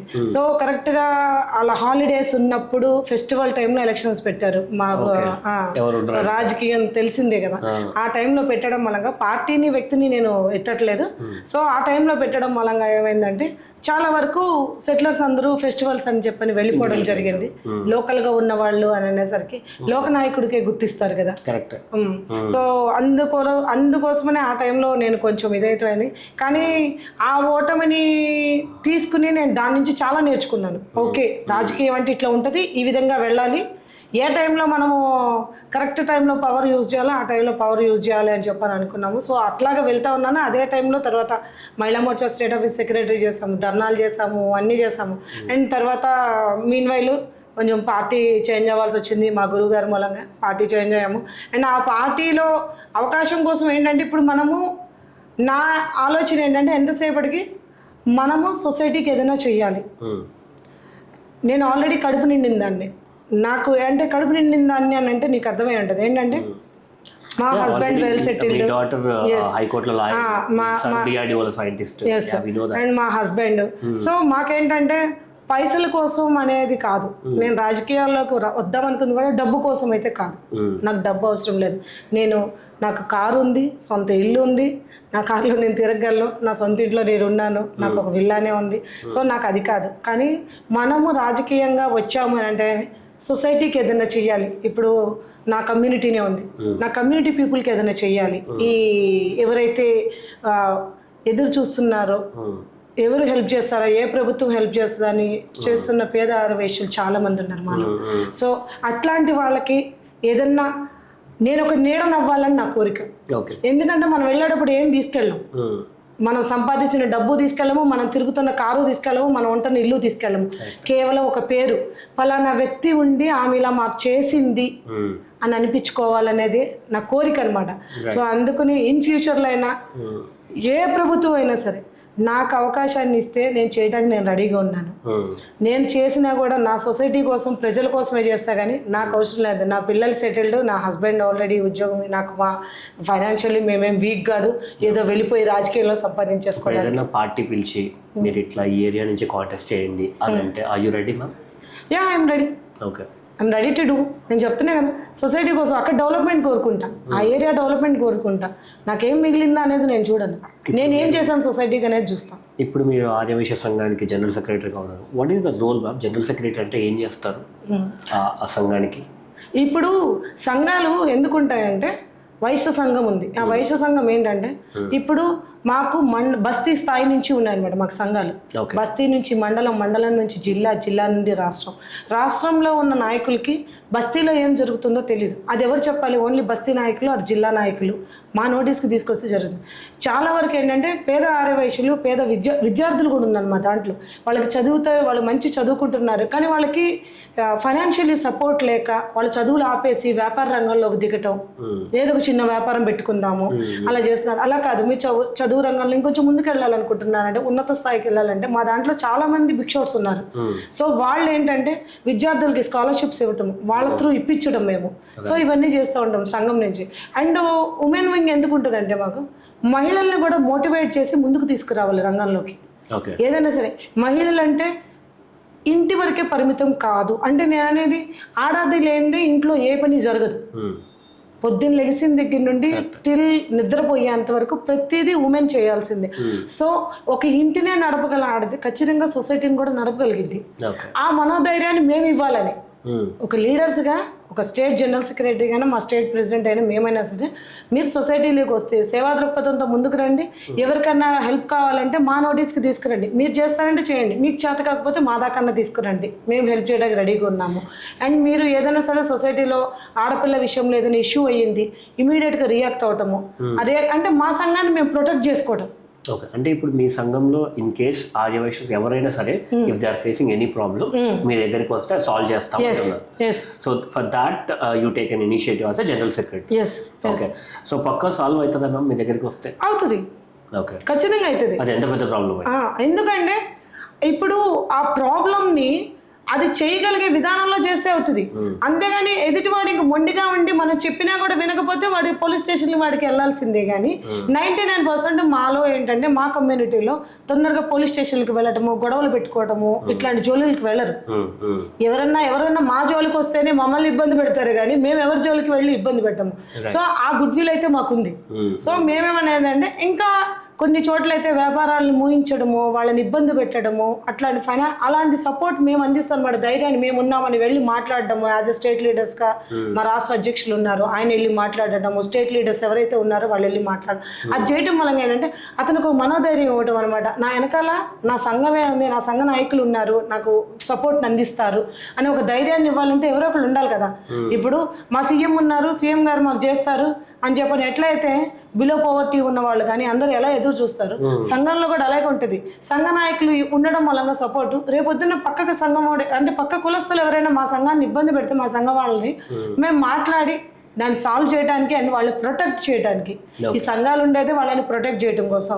ఎవరైతే ఇలా ఇబ్బందుల్లో ఉన్నారో, ఆర్థికంగా వెనుకబడి ఉన్నారో, ఏ విధంగా అయినా ప్రభుత్వం నుంచి ఏమైనా రావాల్సి అంటే ఇప్పుడు కొన్ని స్కీమ్స్ ఇస్తుంది ప్రభుత్వం, బిలో పవర్టీ వాళ్ళకి మేము ఏమైనా హెల్ప్ చేస్తామని, మా సంఘానికి కూడా ఇవ్వండి అంటే మనకంటూ ఒక సర్టిఫికేషన్ ఉండాలి కదా. ఇప్పుడు మామూలు ఆర్డినరీ పర్సన్ లాగా వెళ్ళి అడిగితే ఎందుకు ఇస్తారు? We're the community state leader, so we're asking మా వాళ్ళకి హెల్ప్ చేయండి అని అంటే అప్పుడు ఆ పవర్ వేరు ఉంటుంది కదా మనం అడిగే దాంట్లో. సో ఇమీడియట్గా రియాక్ట్ అవుతారు. ఏ పొలిటికల్ లీడర్ అయినా సరే, ఓకే వీళ్ళు సంఘ నాయకులు వచ్చారు మాట్లాడుతున్నారు, ఇప్పుడు మనం పిలుపునిచ్చామంటే మన వెనకాల కొన్ని వేల మంది వస్తారు మా కమ్యూనిటీ వాళ్ళు. సో అలా స్టేట్ లీడర్కి ఉండే పవర్ ఏంటంటే ఆ లీడర్ స్టేట్ ప్రెసిడెంట్ కానీ స్టేట్ జనరల్ సెక్రటరీ కానీ మనం ఏదైనా చేసినప్పుడు ఒకరికి ఎవరికైనా హెల్ప్ చేయాలన్నప్పుడు ఈ 100 మంది మా వెనకాల ఉంటారు కాబట్టి వాళ్ళేందే మేము లేము. సంఘంలో ఉన్న సంఘ సభ్యులు ఎవరు లేకపోతే సంఘ లీడర్లుగా మేము లేము. వాళ్ళ కోసం మేము ఎంచుకున్న నాయకులం కాబట్టి వాళ్ళ కోసం మేము చెయ్యాలి, వాళ్ళ కోసం సమయాన్ని కేటాయించాలి. ఏదో అలంకారప్రాయంగా ఒక పదవిని తీసుకుని డిజిగ్నేషన్ పెట్టుకోవడానికి కాదు. అంటే నా personal opinion, I'm telling my personal opinion, అందరి గురించి కాదు. సంఘము అని అంటే సంఘంలో ఉన్న రాజకీయంగా ఉన్న ఎవరైనా సరే అది కేవలం డిజిగ్నేషన్ వరకు పెట్టుకోవడానికి కాదు. అది ఇచ్చారు అంటే మనం ఏదో చేస్తాము సమాజానికి అన్న ఎద్దుతో ఇస్తారు. ఆ గౌరవాన్ని మనం నిలబెట్టుకుని కాపాడుకుంటే మళ్ళీ మనమే రావాలని కోరుకుంటారు. ఏ నాయకులైనా, ఏ లీడర్లైనా, ఏ ఆర్డినరీ పీపుల్ అయినా సరే ఈ మనిషి అయితే ఖచ్చితంగా చేస్తుంది అని ఒక కాన్ఫిడెన్స్, ఆ కాన్ఫిడెన్స్ బిల్డ్ చేసుకోవాల్సిన బాధ్యత మనకు ఉంటుంది. ఎవరికైతే అవకాశం వస్తుందో వాళ్ళకే ఉంటుంది ఆ కాన్ఫిడెన్స్.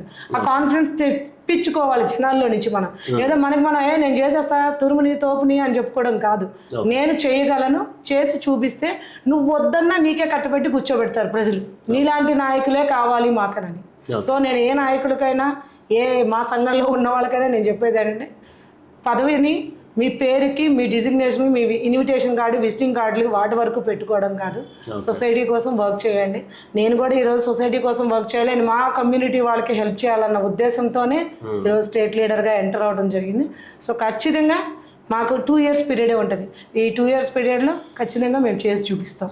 ఓకే, ఈ విషయంలో మ్యామ్ నేను రీసెంట్గా కొంతమంది బిజినెస్ ఉమెన్ని కలిసినప్పుడు హూ ఆర్ డూయింగ్ బిజినెస్, చాలామంది ఉమెన్, నేను చూసిన వాళ్ళలో ఎక్కువ మంది వైశ్యాస్ ఉన్నారు.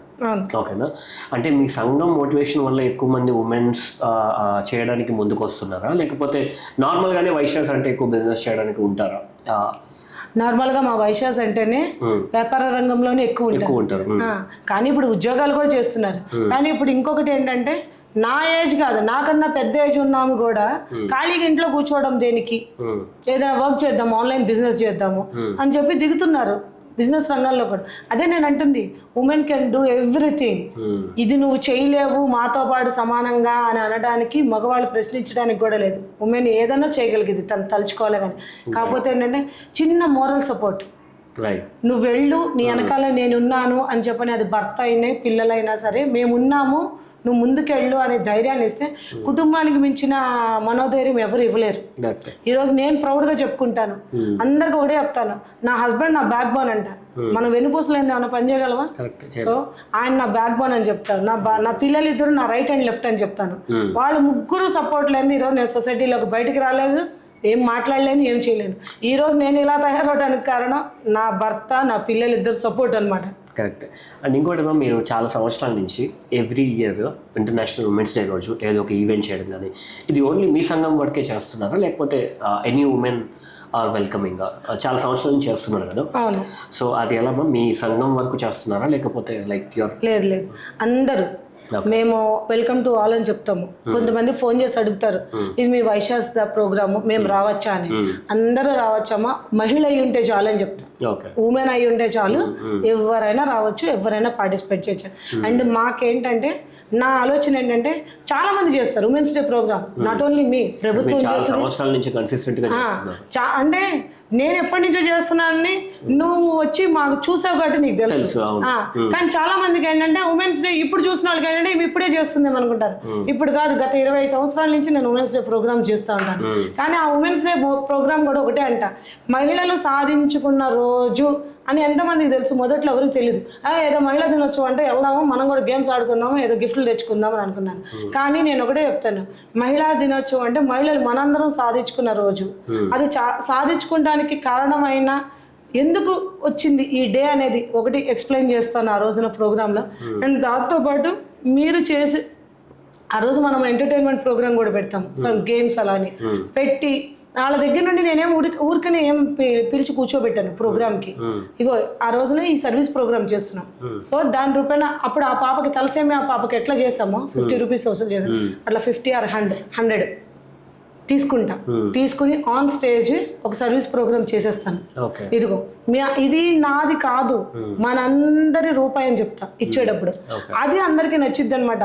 అరే మనందరి రూపాయి దాంట్లో ఉంది ఈ సేవా కార్యక్రమంలో. మొన్న మేము చేసాము, బ్లైండ్ వాళ్ళకి పిలిపించాము, బ్లైండ్ వాళ్ళని ఆన్ స్టేజ్ లో వాళ్ళకి మొన్న ఉమెన్స్ డేకి రీసెంట్లీ 2026 మార్చిలో చేసిన ఉమెన్స్ డే ప్రోగ్రామ్ కి బ్లైండ్ వాళ్ళకి ఉపాధి కల్పించాలి ఈసారి అనుకున్నాం. అంటే ఎవ్రీ ఇయర్ ఒక్కొక్కరు తీసుకుంటాం. ఒకసారి డిజేబుల్ వాళ్ళని తీసుకున్నాము, ఒక రోజు డఫ్ అండ్ డమ్ వాళ్ళని 1 year అట్లా తీసుకున్నాను. ఒక డిసీజ్ కి సంబంధించి ఏదైనా ఉన్నా, లేదా ఎవరైనా మ్యారేజ్కి సంబంధించి ఒక కాన్సెప్ట్, ఒక థీమ్ తీసుకుంటాను. ఈ ఇయర్ ఈ థీమ్ చేయాలి, నేను ఈ థీమ్నే ప్రొజెక్ట్ చేయాలి జనాల్లోకి. ఈసారి బ్లైండ్ వాళ్ళకి చేయాలని అనుకున్నాము. బ్లైండ్ వాళ్ళకి నిత్యావసర వస్తువులు అండ్ వాళ్ళకి కావాలని అడిగారు, అవన్నీ ప్రొవైడ్ చేయాలంటే సో ఫండ్ రైజ్ చేయాలి. నేను ఇవ్వచ్చు, నేనేమంటా, నేను ఒక్కదాన్నే పుణ్యం పొందేదానికన్నా మీ అందరూ కూడా పుణ్యం పొంది. ఎట్లా? జస్ట్ మిమ్మల్ని మేము ఎక్కువ కూడా అడగట్లేదు. జస్ట్ మనం ఒక ప్లేస్ నుండి ఇంకో ప్లేస్కి వెళ్ళాలంటే 100 రూపాయలు ఛార్జెస్ అవుతాయి. అదే 100 రూపీస్ వాళ్ళకి ఇవ్వండి. వాళ్ళకి ఇస్తే వాళ్ళు ఉన్నంతకాలం వాళ్ళు చెప్పుకుంటారు, పలానా ప్రోగ్రామ్కి వెళ్ళాం, పలానా లేడీస్ అందరు కల్పించారు. మొన్న అలాగే బ్లైండ్ వాళ్ళకి మేము హెల్ప్ చేయడం జరిగింది. లాస్ట్ ఇయర్ డిజేబుల్ వాళ్ళకి ఇచ్చాము. బిఫోర్ మ్యారేజెస్ గురించి చేసాము. అంటే ఒక థీమ్ తీసుకుని అట్లా ముందుకు వెళ్తూ ఉంటాము, వీళ్ళు కూడా ఎంజాయ్ చేస్తారనమాట. And at the same time అదే రోజున ఎవరైతే అందరూ చాలా మంది ఏం చేస్తారంటే ఏదో ఒక లేడీని పిలిచేసారు సన్మానం అని ఏదో చేసేస్తారు. నేను అట్లా కాదు, వాళ్ళు ఏమన్నా నిజంగా సాధించి ఉండుంటే వాళ్ళకు ఇన్స్పిరేషన్ గా ఉండాలి. నేను ఇది చేయడానికి కారణం ఇట్లా అయ్యింది, సో మీరు కూడా ఇలా ప్రొసీడ్ అవ్వండి, ఇలా వెళ్తే మీరు కూడా ఇలా స్ట్రాంగ్ అవ్వగలుగుతారు అంటే ఒక మెసేజ్ వాళ్ళకు కూడా. అప్పుడు ఏమనిపిస్తుంది అంటే ఓకే మనం కూడా చెయ్యొచ్చు. ఒకసారి 100 ఉమెన్ ఎంటర్‌ప్రెన్యూర్స్ని పిలిచాము. వాళ్ళ వ్యాపార రంగంలో వాళ్ళు ఎలా ఎదిగారు, ఏ విధమైన అనేది వాళ్ళతో మెసేజ్ ఇప్పించాం. టాప్ మోస్ట్ వాళ్ళతో వ్యాపార రంగంలో ఎట్లా ఉండాలి అంటే, మన ప్రోగ్రామ్కి వచ్చారు అని అంటే వాళ్ళకు ఒక ఇన్స్పిరేషన్గా ఉండాలి, వాళ్ళకి ఒక మెసేజ్ ఇవ్వాలి. ఒకసారి షీ టీమ్స్ నుంచి పిలిపించాము. ఏంటంటే షీ టీమ్ ఉంది, మీ జోలికి ఎవరైనా వస్తే, మీ ఆడపిల్లల జోలికి ఏదైనా వచ్చినా ఇలా ఉంటుంది, ఈ టైప్ ఆఫ్ ప్రొటెక్షన్ ఉంది, అలా తెలియని చాలా మంది ఉన్నారు. సో వాళ్ళకి ఒక అవేర్నెస్ ప్రోగ్రామ్ చేస్తాము, ఒక సర్వీస్ ప్రోగ్రామ్ చేస్తాము అండ్ ఎంటర్టైన్మెంట్. సో 3 కలిపి ఉమెన్స్ డే ప్రోగ్రామ్ చేస్తాం అన్నమాట మేము. Okay, super.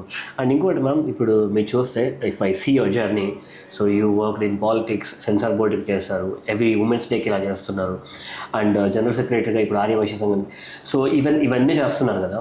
సో మీ దృష్టిలో వాట్ ఈజ్ సక్సెస్ అంటే, మీకు సక్సెస్ అంటే ఏంటంటే ఏం చెప్తారు? సక్సెస్ అంటే ఏంటి అని అంటే, ఒకటి మనం చిన్న పని చేసి ముందుకెళ్ళినా అది మనం సక్సెస్ సాధించినట్టే అనేది నా ఆలోచన.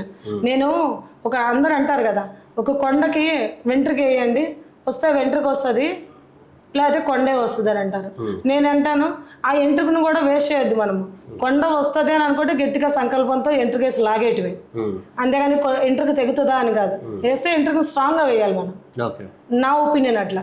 సో సక్సెస్ అనేది దేంట్లో మనం వెతుక్కున్నా మనం అనుకున్న గోల్ రీచ్ అయినామంటేనే అది సక్సెస్ అయినట్టు. అంటే గోల్ రీచ్ అవ్వడం అంటే గొంతెం కోరికలు కాదు, నేను సీఎం అయిపోవాలి రేపటికి రేపు, నేను పిఎం అయిపోవాలి, అవి కాదు.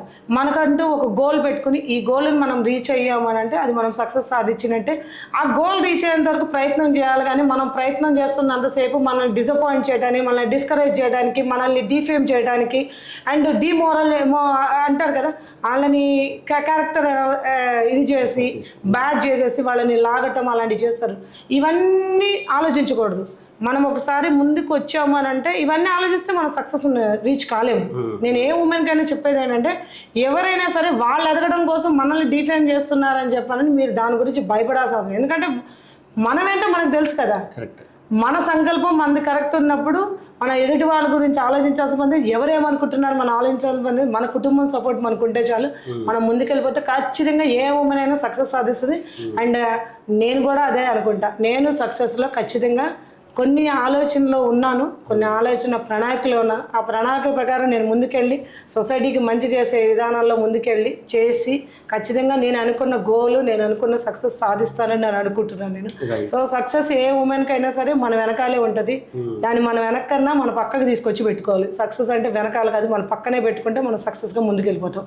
ఓకే, సో మీరు ఇన్ని పనులు చేస్తారు కదా మ్యామ్, ఏ పని చేసేటప్పుడు మీకు ఎక్కువ హ్యాపీనెస్ కానీ ఎక్కువ సాటిస్ఫాక్షన్ కానీ ఉంటుంది? Social service.